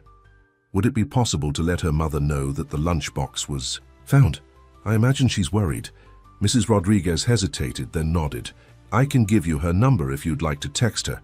I'm sure she'd appreciate hearing from the person who found it. Grant wasn't sure why, but he wanted to be the one to tell Lena's mother that everything was okay. He took the number and thanked the teacher. Back in his car, Grant stared at the number on his phone. What would he even say? This wasn't like him at all, getting personally involved in something so ordinary. But he couldn't get the image of that little girl's smile out of his head. Finally, he typed a simple message. Hello, this is Grant Ellison. I found your daughter Lena's lunchbox at the subway station this morning and dropped it off at her school. She's all set now. He attached a photo of the lunchbox and hit send before he could overthink it. Across town, Naomi was in the middle of setting up for a corporate lunch when her phone buzzed. Seeing a text from an unknown number, she frowned but opened it anyway. When she read the message and saw the photo, relief washed over her. She hadn't ruined Lena's day after all. But who was this Grant Ellison, and why would a complete stranger go out of his way to deliver a lost lunchbox? Thank you so much, she texted back. That was incredibly kind of you. Most people wouldn't bother. Grant's phone buzzed with the response, and he found himself smiling. I'm glad I could help. Your daughter has a beautiful smile. Naomi hesitated before responding. She's my whole world. Thank you again for your kindness. Something about the sincerity in those words touched Grant. Before he could respond, Mia called to remind him about an important afternoon meeting. Reality crashed back in. He was Grant Ellison, CEO, not some good Samaritan with time to spare.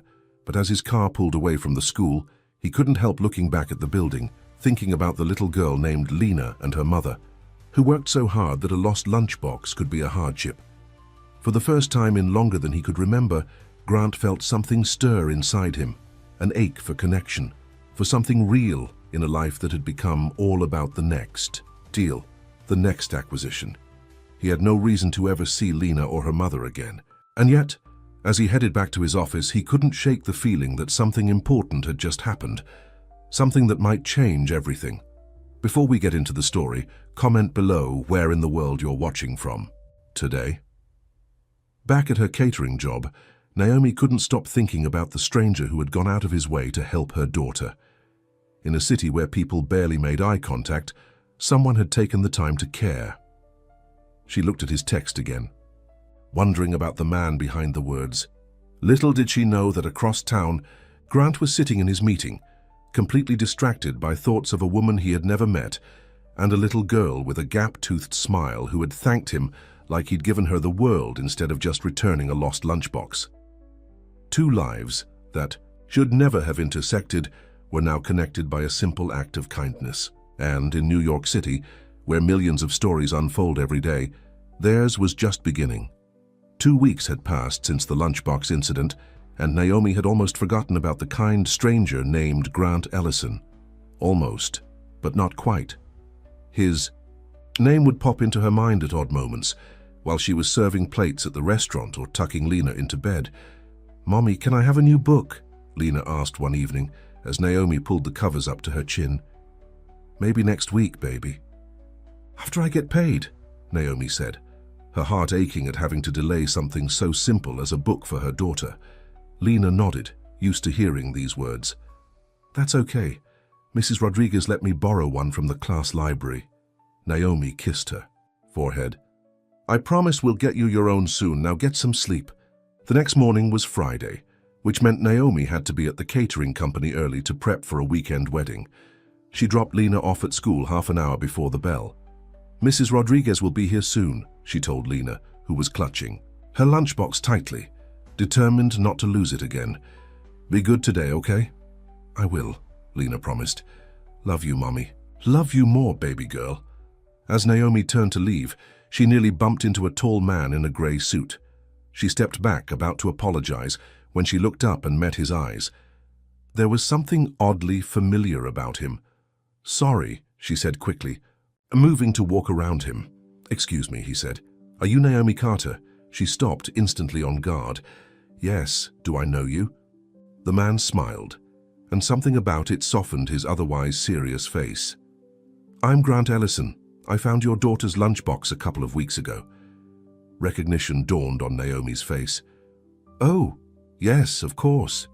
Thank you again for that. It was very kind of you." Up close, she could see he was handsome in a buttoned-up sort of way. Dark hair, neatly trimmed, strong jaw, and eyes that seemed to notice everything. His suit probably cost more than her monthly rent. "I was just dropping off some books for the school library," Grant explained, gesturing to the building. "My company is doing a literacy program with several schools in the area." "That's nice," Naomi said, unsure why he was telling her this. An awkward silence fell between them. Grant seemed to be searching for something else to say. "Well, I should get going," Naomi finally said, checking her watch. "I'm going to be late for work." "Of course," Grant nodded. "It was nice to meet you in person." "You too. Thanks again for helping with the lunchbox." As Naomi walked away, she could feel his eyes on her back. Something about the encounter left her unsettled. Why would a man like that, clearly wealthy and important, remember her name or notice her at all? Later that day, during her break at the catering company, Naomi's phone buzzed with a text from an unknown number. She opened it to find a message from Grant Ellison. "I hope you don't mind that I got your number from Mrs. Rodriguez.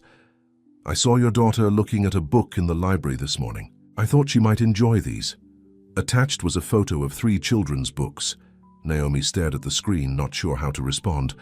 On one hand, it was a kind gesture.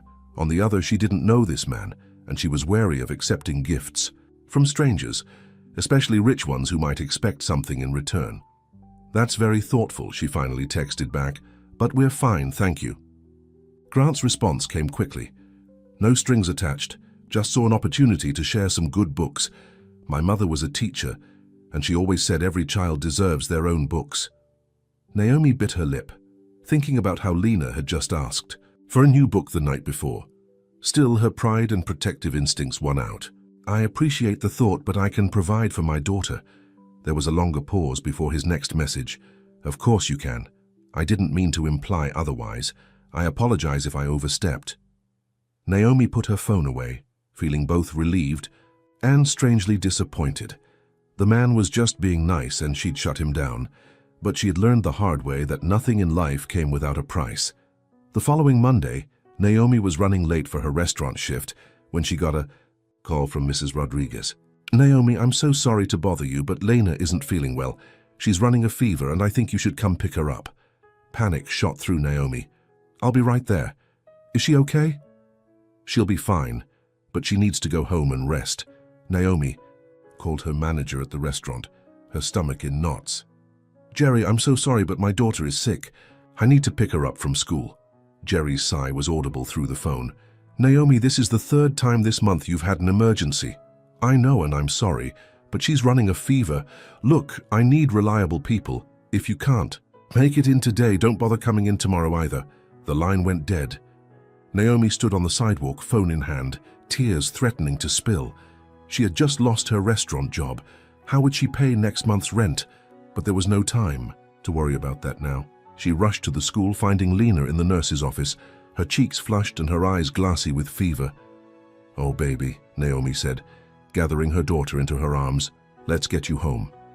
As they were leaving, Mrs. Rodriguez pulled Naomi aside. "She should see a doctor.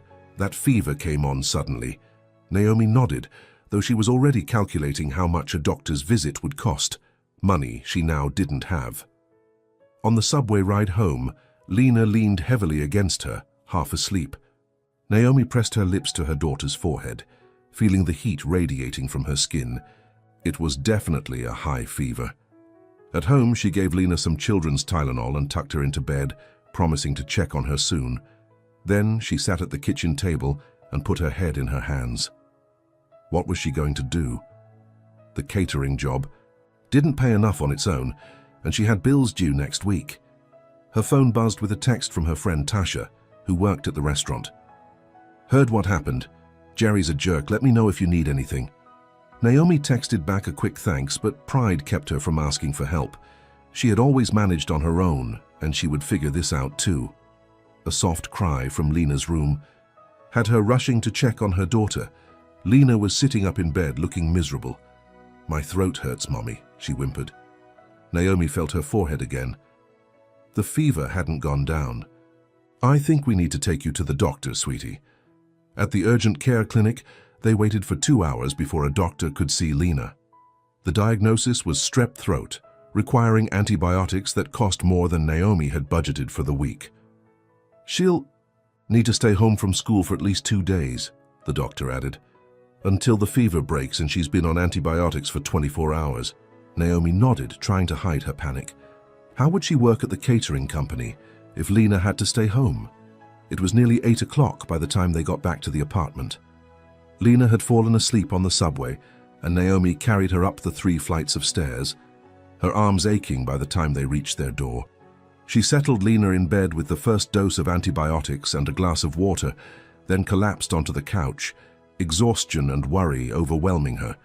She checked her phone and found 3 missed calls from the catering company. Her heart sank. Had she lost that job too? She called back, bracing herself for more bad news. "Naomi, where were you today?" her supervisor Maria asked when she answered. "We had the Jefferson wedding prep, and you were supposed to be here at 4. "I'm so sorry, Maria. My daughter got sick at school and I had to pick her up. She has strep throat and I had to take her to the doctor." There was a pause on the other end. "Is she okay?" "She will be, but she needs to stay home from school for a couple of days, and I just lost my other job because I had to leave." Her voice broke, and she struggled to regain her composure. Maria's tone softened. "Look, the wedding is this weekend and we really need you. Can you find someone to watch Lena on Saturday?" "I'll figure something out," Naomi promised, though she had no idea who she could ask.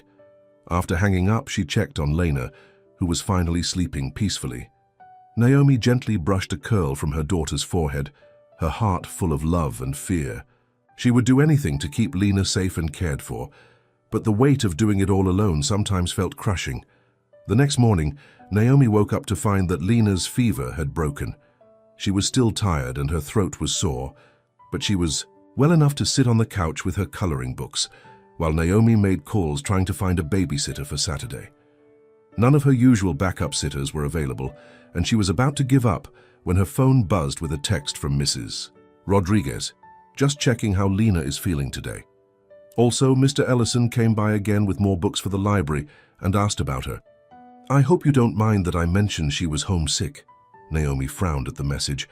Why would Grant Ellison be asking about Lena? Before she could respond, another text came in. This one from Grant himself. "Mrs. Rodriguez mentioned Lena is sick. I hope she's feeling better soon. If there's anything you need, please don't hesitate to ask." Naomi stared at the message. Her first instinct was to politely brush him off again, but desperation made her pause. Maybe... No, she couldn't. Ask a stranger for help. She typed a simple reply. "She's doing better today, thank you for asking." A few minutes later, her phone rang. It was Grant. "Hello?" she answered hesitantly. "Naomi, hi, it's Grant Ellison. I hope I'm not bothering you, but I wanted to check in about Lena." Mrs. Rodriguez seemed worried. That's very kind of you, but we're managing." There was a pause.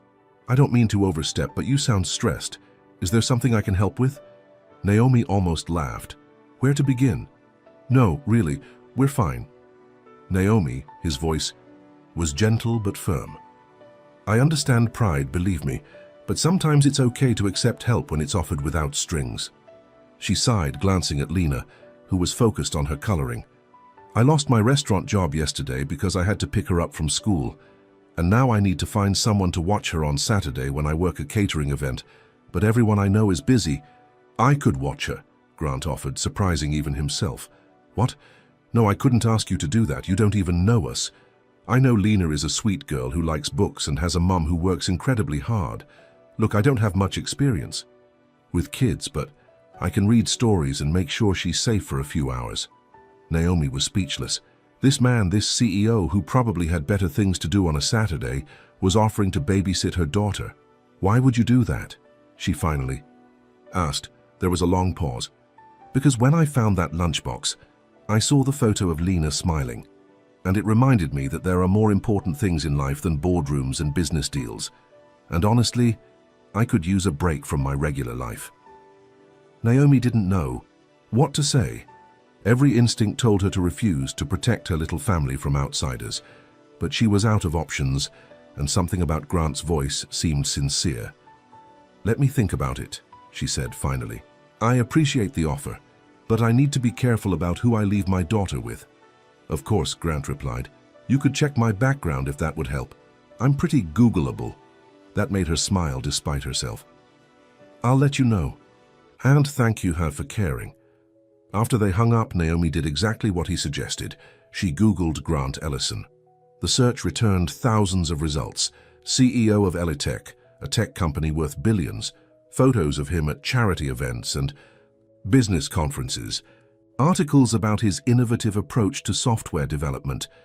There was nothing suspicious, nothing to suggest he was anything other than what he appeared to be, a successful businessman with an unexpected kind streak. Later that evening, after much deliberation, Naomi texted him, "If you're serious about Saturday, I'd like to meet beforehand to discuss it. Lena's safety is my priority." His response was immediate. "Absolutely. Name the time and place." As she put her phone down, Naomi wondered if she was making a huge mistake. She had built walls around herself and Lena for years, keeping people at a distance to avoid getting hurt again. Why was she even considering letting this stranger in? But as she looked at her daughter, peacefully sleeping in her small bed, she knew the answer. Because sometimes being strong meant acknowledging you couldn't do everything alone. And maybe, just maybe, there were still good people in the world worth trusting. What she didn't know was that across town, Grant Ellison was sitting in his penthouse apartment, wondering what had possessed him to offer to babysit a 7-year-old. He knew nothing about children.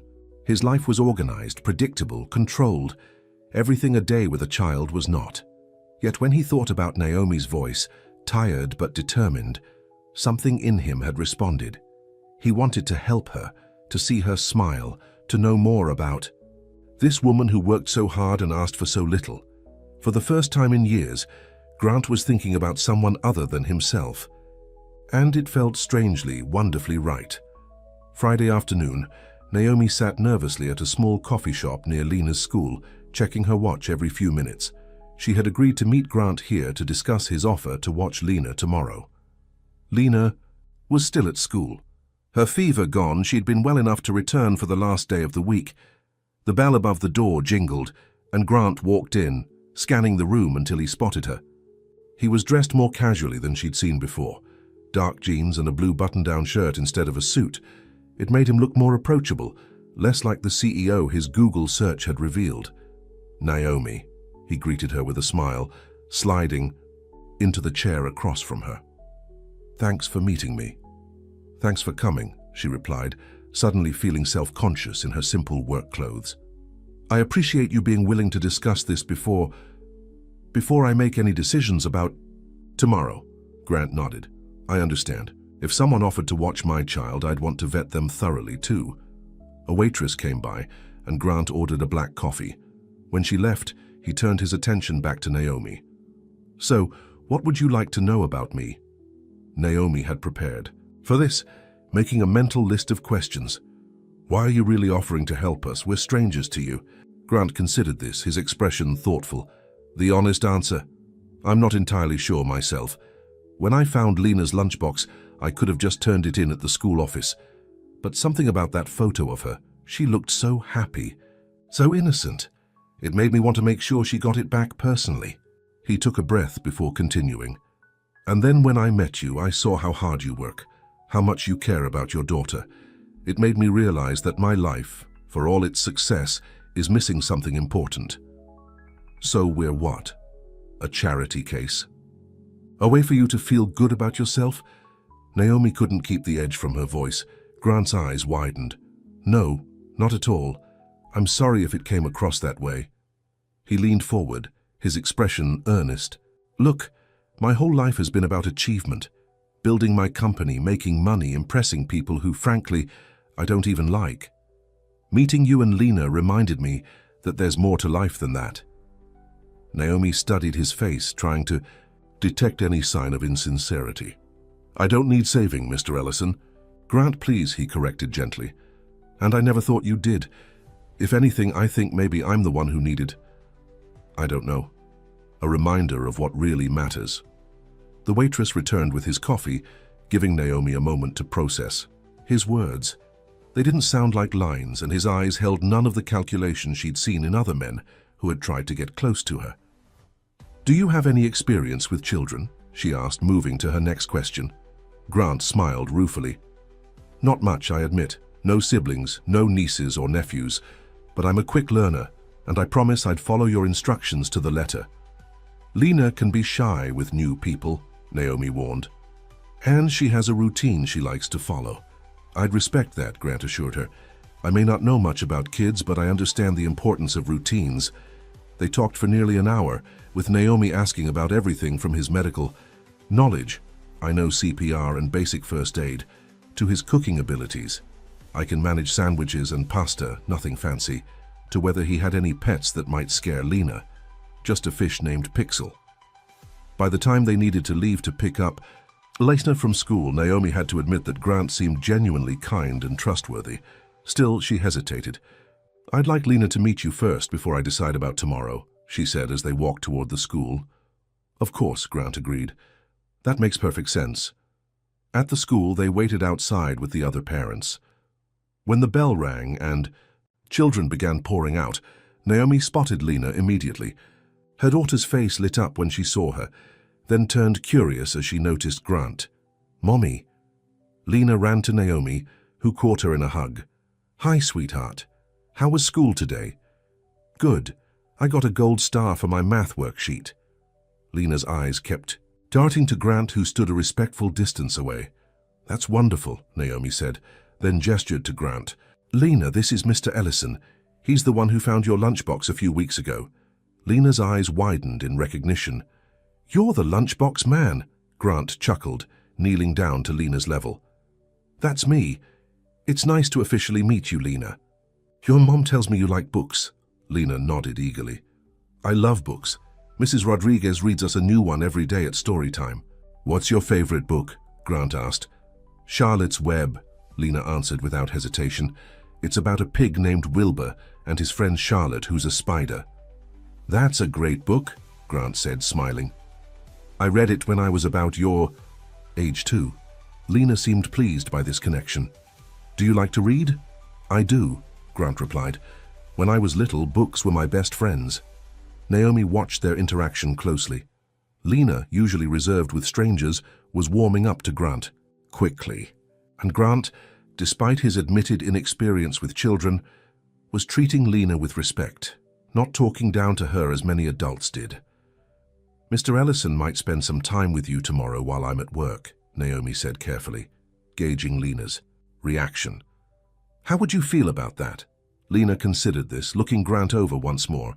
"Would you read to me?" "I'd be happy to," Grant promised. "Okay," Lena decided, as if that settled everything. As they walked back to the subway station, Lena chatted happily about school, while Naomi and Grant exchanged occasional glances over her head. By the time they reached the entrance, Naomi had made her decision. "If you're still willing, I'd appreciate your help tomorrow," she told Grant. "My shift is from noon to 8. Relief and something like happiness crossed Grant's face. "I'll be there. What time should I arrive?" They worked out the details, and Grant insisted on getting Naomi's address so he could come directly to their apartment.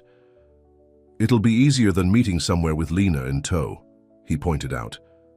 Naomi hesitated, but ultimately agreed. As they were about to part ways, Grant suddenly remembered something. "Oh, I almost forgot." He reached into his messenger bag and pulled out a small paper bag. "I thought Lena might enjoy these." Inside were 3 books, Charlotte's Web, which Lena had just mentioned, and 2 others that looked new but age-appropriate. "I can't accept these," Naomi started to say, but Lena was already exclaiming in delight. "Charlotte's Web, my very own copy!" She hugged the book to her chest, looking up at Grant with shining eyes. "Thank you, Mr. Ellison." Faced with her daughter's joy, Naomi couldn't bring herself to refuse the gift. "Thank you," she said softly to Grant. That was thoughtful. He smiled, a genuine smile that reached his eyes. I'll see you both tomorrow. As Naomi and Lena rode the subway home, Lena clutched her new books, occasionally opening Charlotte's Web to admire the illustrations. I like Mr. Ellison, she announced. He's nice. Yes, he seems to be, Naomi agreed cautiously. Is he going to be your boyfriend? Lena asked with the directness only a child could manage. Naomi nearly choked. What? No, honey. He's just being kind, helping us out. Lena shrugged, apparently unconcerned. Tommy at school says his mom has a boyfriend, and he takes Tommy to the park and buys him ice cream. Well, Mr. Ellison is not my boyfriend, Naomi said firmly. He's just a new friend. But as they walked from the subway to their apartment building, Naomi couldn't help wondering about Grant's motives. Men like him, wealthy, successful, handsome, didn't typically spend their Saturdays babysitting for single mothers they barely knew. Was he interested in her romantically? The thought both thrilled and terrified her. The next morning, Naomi was up early, cleaning their small apartment and preparing for Grant's arrival. She left detailed instructions on the kitchen counter, emergency numbers, Lena's schedule, what she could eat, which shows she was allowed to watch. Lena was excited, sitting by the window watching for Grant. Is he coming soon? He'll be here at 11:30, Naomi reminded her for the third time. I need to leave by 11:45 to make it to work on time. At precisely 11:30, there was a knock at the door. Naomi smoothed her uniform, a black skirt, and white blouse for the catering company, and went to answer it. Grant stood in the hallway looking slightly nervous but smiling. He wore jeans and a casual sweater, and he carried a small backpack. Right on time, Naomi said, stepping back, to let him in. I try not to keep people waiting, he replied, then spotted Lena. Hi there. Hi, Mr. Ellison. Lena bounced over. I've been reading Charlotte's Web. I'm on chapter 3. That's great, he said, then turned to Naomi. Thank you for trusting me with this. I promise I'll take good care of her. Naomi nodded, suddenly anxious about leaving. I left instructions on the counter. My number's at the top if you need anything at all. We'll be fine, Grant assured her. Right, Lena. Lena nodded confidently. I'll show Mr. Ellison where everything is, Mommy. Naomi kissed Lena goodbye, gathered her things, and with one last look at her daughter standing next to the tall, elegant man who had somehow entered their lives, she left for work. Throughout her shift, Naomi checked her phone constantly, but there were no emergency calls. Grant sent a few text updates, a photo of Lena reading, a message saying they'd had lunch, another saying they were playing a board game Lena had taught him. By the time Naomi finished her shift and hurried home, she was both exhausted and anxious to see how things had gone. She opened the door to find her apartment tidier than she'd left it, with the smell of something delicious in the air. Grant was in the kitchen, and Lena was setting the table with their mismatched plates. Mommy's home, Lena exclaimed, running to hug her. What's all this? Naomi asked, looking from the set table to Grant, who was stirring something on the stove. We made dinner, Lena announced proudly. Mr. Ellison showed me how to make spaghetti sauce from scratch. I hope that's okay, Grant said, looking suddenly uncertain. Lena mentioned you usually work late and have to make dinner when you get home. We thought it might be nice for you to have a meal ready. Naomi was speechless. No one had cooked for her in... She couldn't remember how long. Thank you. It smells amazing. Sit down, Mommy, Lena instructed, pulling out a chair. We're taking care of everything. Naomi sat, watching in amazement as her daughter carefully poured water into glasses while Grant drained the pasta. They moved around each other with the easy familiarity of people who had spent the day getting to know each other. Lena was a wonderful hostess, Grant told her as he served the pasta. She showed me her books, taught me how to play Candyland, and helped me figure out how to work your coffee maker. Did you have fun, honey? Naomi asked Lena. So much fun, Lena enthused. Mr. Ellison doesn't know how to play Candyland right, though he keeps trying to make strategies, Grant laughed. I'm learning that some games are about the journey, not winning. As they ate, Lena chatted about their day, how they'd read 3 chapters of Charlotte's Web together, how Grant had let her help make the sauce, how they'd watched her favorite cartoon, and Grant had asked so many questions about the characters that Lena had to explain everything. Naomi found herself relaxing, enjoying the simple pleasure of a family dinner she hadn't had to prepare after a long day of work. Grant was different here than he had been in the coffee shop, more at ease, less formal. He made silly jokes that had Lena giggling, and he listened intently when either of them spoke, as if nothing was more important than what they had to say. After dinner, Grant insisted on helping with the dishes while Lena got ready for bed. Naomi found herself standing next to him at the sink, drying the plates he washed. "Thank you for today," she said quietly. "It means more than you know." Grant's hands stilled in the soapy water. "I enjoyed it, Naomi, truly. Lena is an amazing kid." "She is," Naomi agreed, pride evident in her voice.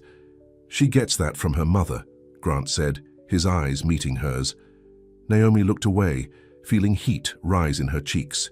"You don't really know me." "I'd like to," he said simply. Before Naomi could respond, Lena called from the bathroom, "Mommy, I need help with my hair." "Coming, sweetie." Naomi set down the dish towel, relieved for the interruption.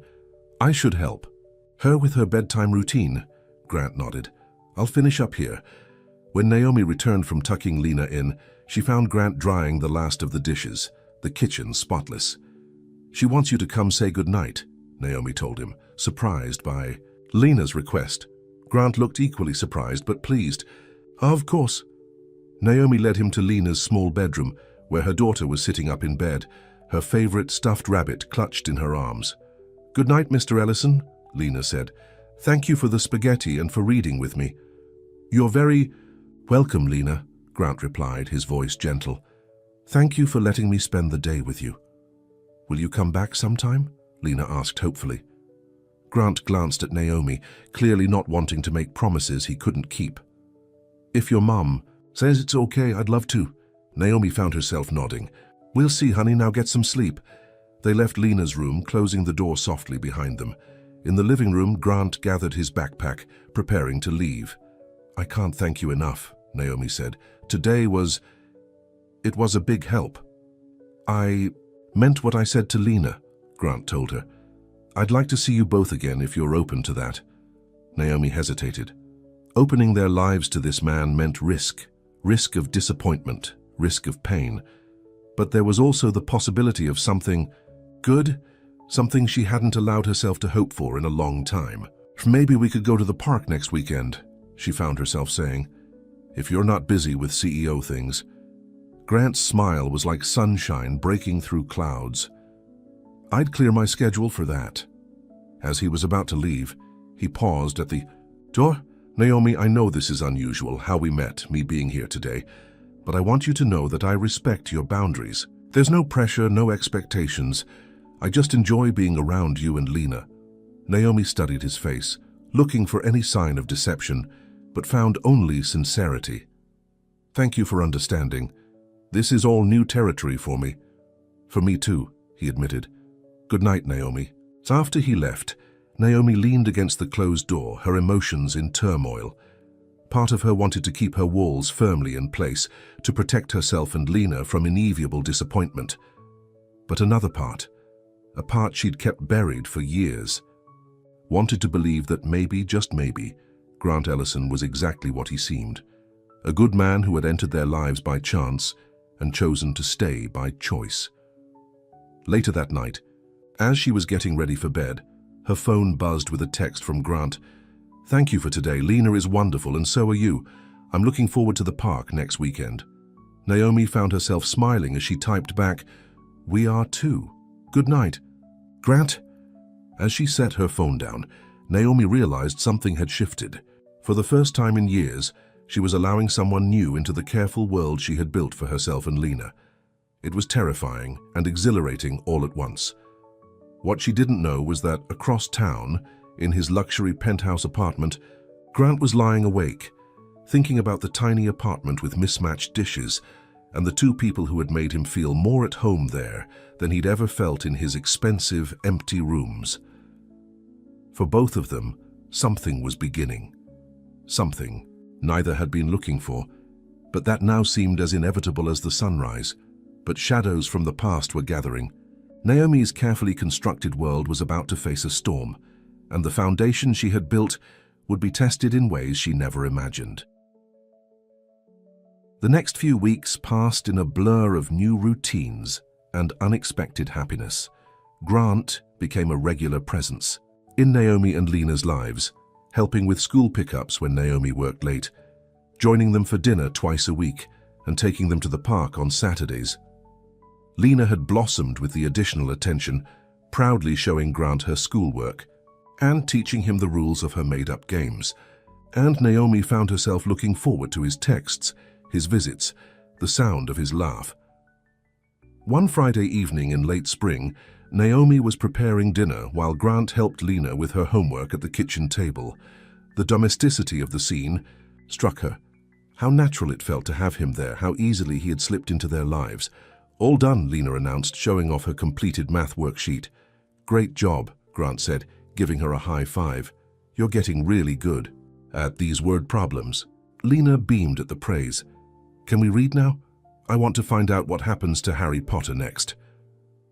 They had started reading the first Harry Potter book together, a chapter each night. It had become their ritual. Lena snuggled between Naomi and Grant on the couch, listening intently as they took turns reading aloud. "After dinner," Naomi promised, stirring the chicken stir-fry on the stove, "go wash your hands, honey." As Lena skipped off to the bathroom, Grant stood and moved to the kitchen, leaning against the counter next to Naomi. "Need any help?" he asked. "I've got it under control," she replied, though she appreciated the offer. "Thanks for helping her with homework. Those word problems were giving her trouble last week." "She's really smart," Grant said. "She just needed a different way of looking at the problems." Naomi nodded, well aware of how perceptive Grant had become about her daughter's learning style. It was one of many things she'd grown to appreciate about him, how seriously he took his role in Lena's life.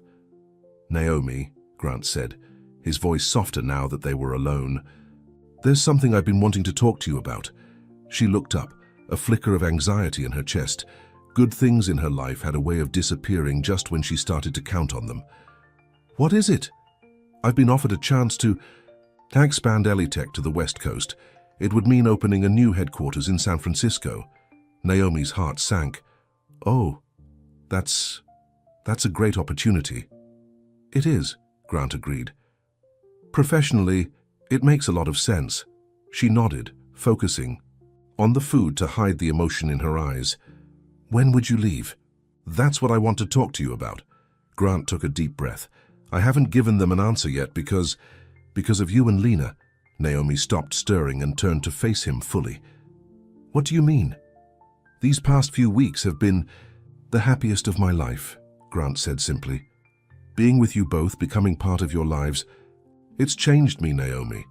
And the thought of moving across the country, of not seeing you both every day, I can't imagine it." Naomi's pulse quickened. "What are you saying, Grant?"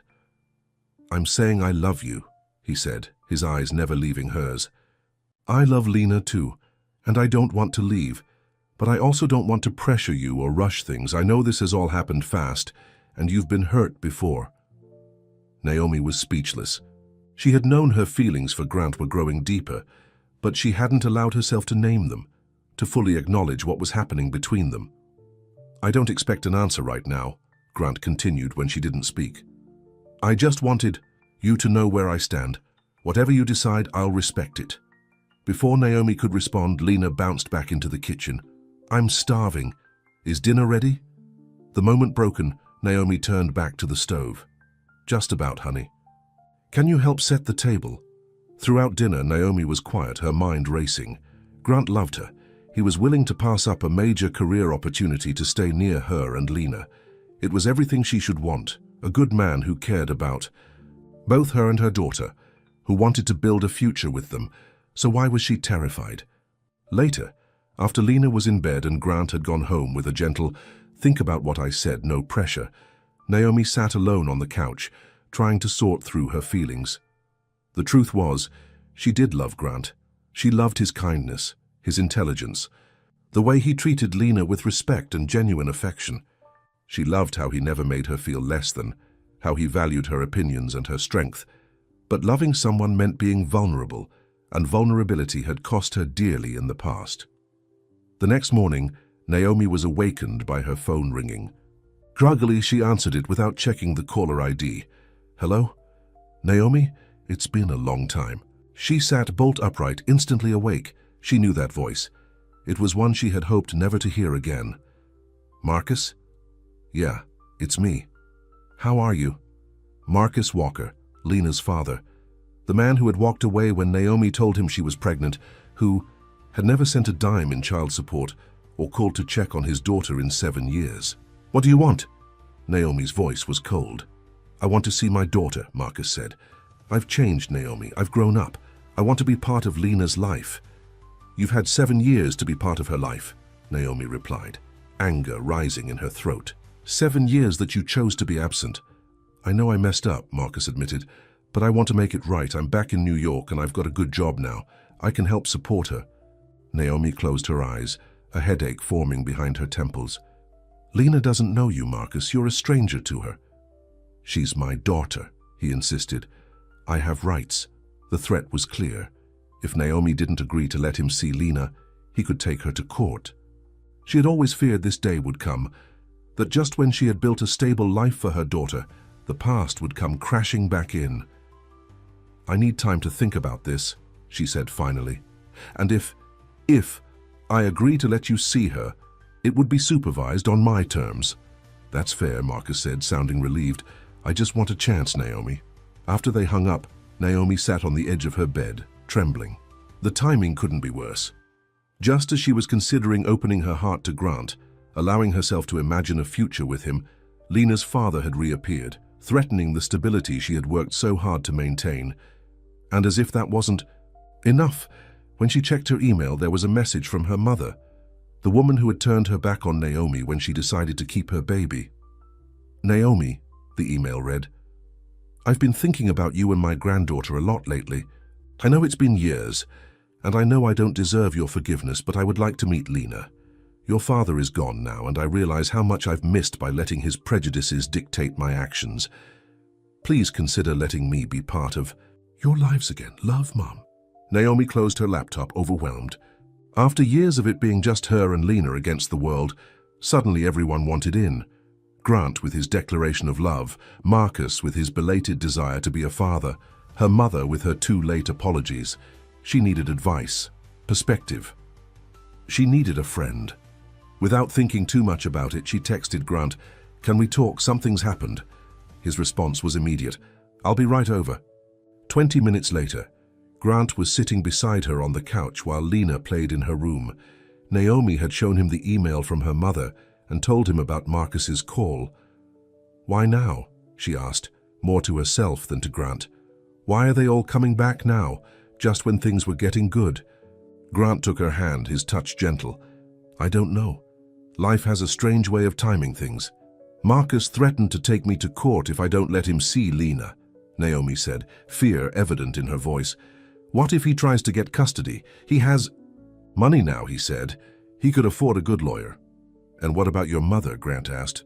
"Are you considering letting her meet Lena?" Naomi sighed. "I don't know. She abandoned me when I needed her most. She chose my father's approval over supporting her own daughter, but she's Lena's only grandparent now." "Whatever you decide, I'm here," Grant promised. "About all of it. Marcus, your mother, my job offer. Whatever you need, however much time you need to figure things out." Naomi looked at him, really looked at him. This man who had entered their lives by chance and chosen to stay by choice. "I need to be honest with you, Grant. I'm scared. I'm scared of letting you in completely, of depending on you because everyone I've ever depended on has let me down." "I understand that fear," Grant said softly. "And I can't promise I'll never make mistakes or disappoint you. But I can promise I'll never willingly hurt you or Lena. I can promise I'll always try to do right by you both." "I believe you," Naomi said, surprising herself with the realization that she truly did. "And I love you too. I think I have. For a while now. I just didn't want to admit it because it terrified me." Grant's face lit up with joy, but before he could respond, they heard Lena's voice from the doorway. "Mommy, who's Marcus?" Naomi and Grant turned to see Lena standing there, clutching her stuffed rabbit. She must have overheard part of their conversation. "Come here, baby," Naomi said, patting the couch between her and Grant. Lena climbed up, looking curiously from her mother to Grant. "Is Marcus a bad man?" Naomi took a deep breath. "No, honey. He's your father." Lena's eyes widened. "My father? But you said my father went away before I was born." "That's right," Naomi confirmed. "But now he wants to meet you." Lena was quiet for a moment, processing this information. "Do I have to meet him?" "No," Naomi said firmly. "Not if you don't want to." "Would he live with us?" Lena asked, a hint of worry in her voice. "No, definitely not," Naomi assured her. "He would just visit sometimes if that's something you wanted." Lena leaned against Grant's arm, seeking comfort in his familiar presence. "I already have Grant. He reads to me and helps with my homework and makes spaghetti." Grant's eyes met Naomi's over Lena's head, both of them struck by the simple truth in the child's words. "Grant is very special to us," Naomi agreed carefully. "But Marcus is your biological father. That means he's the reason you have those beautiful brown eyes and that dimple in your cheek." Lena considered this, then asked the question Naomi had been dreading. "If he's my father, why didn't he want to know me before?" Naomi's heart broke at the confusion in her daughter's voice. "Sometimes adults make mistakes, honey. Big mistakes. Marcus made a mistake by not being in your life, but he says he wants to try now. And there's someone else who wants to meet you too," Naomi continued, deciding to get it all out at once. "My mother, your grandmother." "I have a grandma?" Lena's eyes lit up with excitement. Unlike the concept of a father, which was abstract to her, the idea of a grandmother was something she understood from her friends and books. "Yes, you do," Naomi said, "but I haven't seen her in a long time." "Why not?" Naomi sighed. How to explain family rejection to a 7-year-old? Sometimes families disagree about important things, and they stop talking to each other. But now she wants to be part of our lives again. Lena nodded, as if this made perfect sense to her. "Like when I got mad at Zoe at school and didn't talk to her for a whole day, but then we said sorry and became friends again." Naomi smiled despite her turmoil. "Something like that, yes. I think I want to meet my grandma," Lena decided, "but I don't know about my father." She said the word carefully, as if testing how it felt in her mouth. "You don't have to decide right now," Grant assured her. "Your mom and I will make sure you're safe and comfortable whatever happens." Lena looked up at him, her expression serious. "Are you going to be my new dad?" The question hung in the air, loaded with implications. Grant looked to Naomi for guidance. "Grant cares about us very much," Naomi said carefully. "About both of us." "I do," Grant affirmed. "More than anything. But what happens next is up to you and your mom." Lena seemed satisfied with this answer. "Can we have pancakes for breakfast? The ones with blueberries that Grant makes." Just like that, with a child's ability to move on from difficult topics, Lena had shifted the conversation. Naomi and Grant exchanged relieved smiles. "Pancakes sound perfect," Grant agreed. "Why don't you help me get the ingredients ready?" As Lena and Grant moved to the kitchen, Naomi watched them together, her daughter and the man who had become so important to both of them. The road ahead would be complicated, with Marcus's reappearance and her mother's attempt at reconciliation. But for the first time, Naomi didn't feel like she had to face it all alone. Later that day, after a breakfast of blueberry pancakes and a trip to the park, Naomi made 2 difficult phone calls. The first was to Marcus, agreeing to a supervised meeting with Lena the following weekend. "Thank you, Naomi," he said, sounding genuinely grateful. "I know I don't deserve this chance." "No, you don't," she agreed bluntly. "But Lena deserves to know her father, if you're truly committed to being in her life consistently from now on. But let me be clear. If you disappear again, if you hurt her in any way, that's it. You won't get another chance." The second call was to her mother, inviting her to visit the following Sunday. "I've missed you so much," her mother said, her voice breaking. "Thank you for this opportunity, Naomi." "I'm doing this for Lena," Naomi said, not quite ready to forgive. "She should know her grandmother." "I understand," her mother replied softly. "I have a lot to make up for." That evening, as Lena got ready for bed, Naomi and Grant sat at the kitchen table, discussing the future. "I called San Francisco today," Grant said. "I turned down the offer." Naomi looked surprised. "Grant, that's a huge opportunity. Are you sure?" He nodded, reaching for her hand. "I've built my company from nothing once. If I want to expand to the West Coast, I can do it without relocating. What I can't do is replace what I've found here with you and Lena." "And what exactly have you found?" Naomi asked, needing to hear him say it. "Family," Grant said simply. "A place where I belong. A love I never thought I'd find." Tears welled in Naomi's eyes. "We come with complications," she warned. "Ex-drama, family baggage, a 7-year-old who asks difficult questions." Grant smiled. "I wouldn't have it any other way." "Mommy," Lena called from her bedroom. "I'm ready for my story." "Coming, honey," Naomi called back, then turned to Grant. "This isn't going to be easy, you know. Marcus could still cause problems, and my mother, well, that's a whole other story." "Nothing worth having comes easy," Grant said, standing and pulling her to her feet. "Whatever happens, we'll face it, together." As they walked to Lena's room hand in hand, Naomi felt a peace she hadn't experienced in years. Yes, there were challenges ahead. Marcus's return, her mother's attempted reconciliation, the inevitable complications of blending their lives together. But for the first time, she wasn't facing those challenges alone. 2 weeks later, they sat in a lawyer's office, tension thick in the air. Marcus had decided that supervised visits weren't enough. He wanted partial custody of Lena. His lawyer argued that as Lena's biological father, he had rights that couldn't be denied. Naomi sat rigid with fear, remembering all too well how Marcus had abandoned them, how he had made promises before and broken everyone. The thought of Lena spending weekends with him, out of Naomi's protection, was terrifying. Grant sat beside her, steady and supportive. He had hired the best family lawyer in New York for her, refusing to let her face this battle with anything less than the strongest defense. "Ms. Carter has raised this child alone for 7 years," her lawyer argued. "Mr. Walker has provided no support, financial or emotional, during that time. His sudden interest in parenting doesn't erase his abandonment." Marcus's lawyer countered, "My client has acknowledged his mistakes and is seeking to make amends. He has a stable job now, a suitable home, and he is Lena's father. The court typically favors biological parents having access to their children." The preliminary hearing dragged on, with both sides presenting their cases. Naomi felt her hopes sinking as the judge seemed receptive to Marcus's claims of reformation and his right to know his daughter. Outside the courthouse, waiting for the next hearing date to be set, Naomi finally broke down. "What if he gets custody, Grant? What if Lena has to spend weekends with him? He doesn't know her, doesn't understand her needs, her fears." "We'll fight this," Grant promised, "every step of the way. And if it would help, there's something else we could consider." "What?" Naomi asked, desperate for any solution.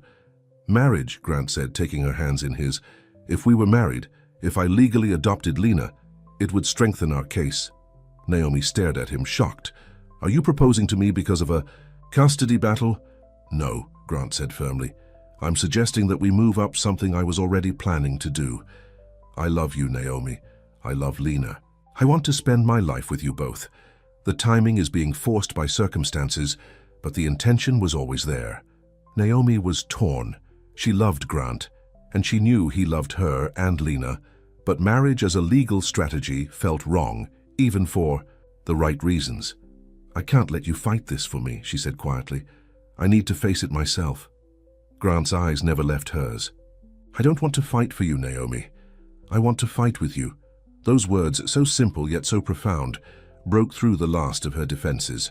This man, who had found a lost lunchbox and delivered it personally, who had read bedtime stories and made blueberry pancakes, who had loved her daughter as if she were his own. He wasn't trying to take over her battles. He was offering to stand beside her, to face whatever came together. "Yes," she whispered, tears streaming down her face. "Yes to all of it. Fighting together, marriage, family. Yes." Grant pulled her into his arms, holding her tight as Lena watched from the car, her small face pressed against the window. "When They broke apart. Naomi wiped her tears and smiled at her daughter, motioning for her to join them. Lena ran to them, and Grant lifted her up, the three of them embracing on the courthouse steps. "Are we going to be okay?" Lena asked, sensing the emotions swirling around her. Naomi looked at Grant, then back at her daughter. "Yes, baby. We're going to be more than okay." 1 month later, in a small ceremony in Central Park, Naomi and Grant were married. Lena served as flower girl, beaming with pride as she scattered rose petals along the path.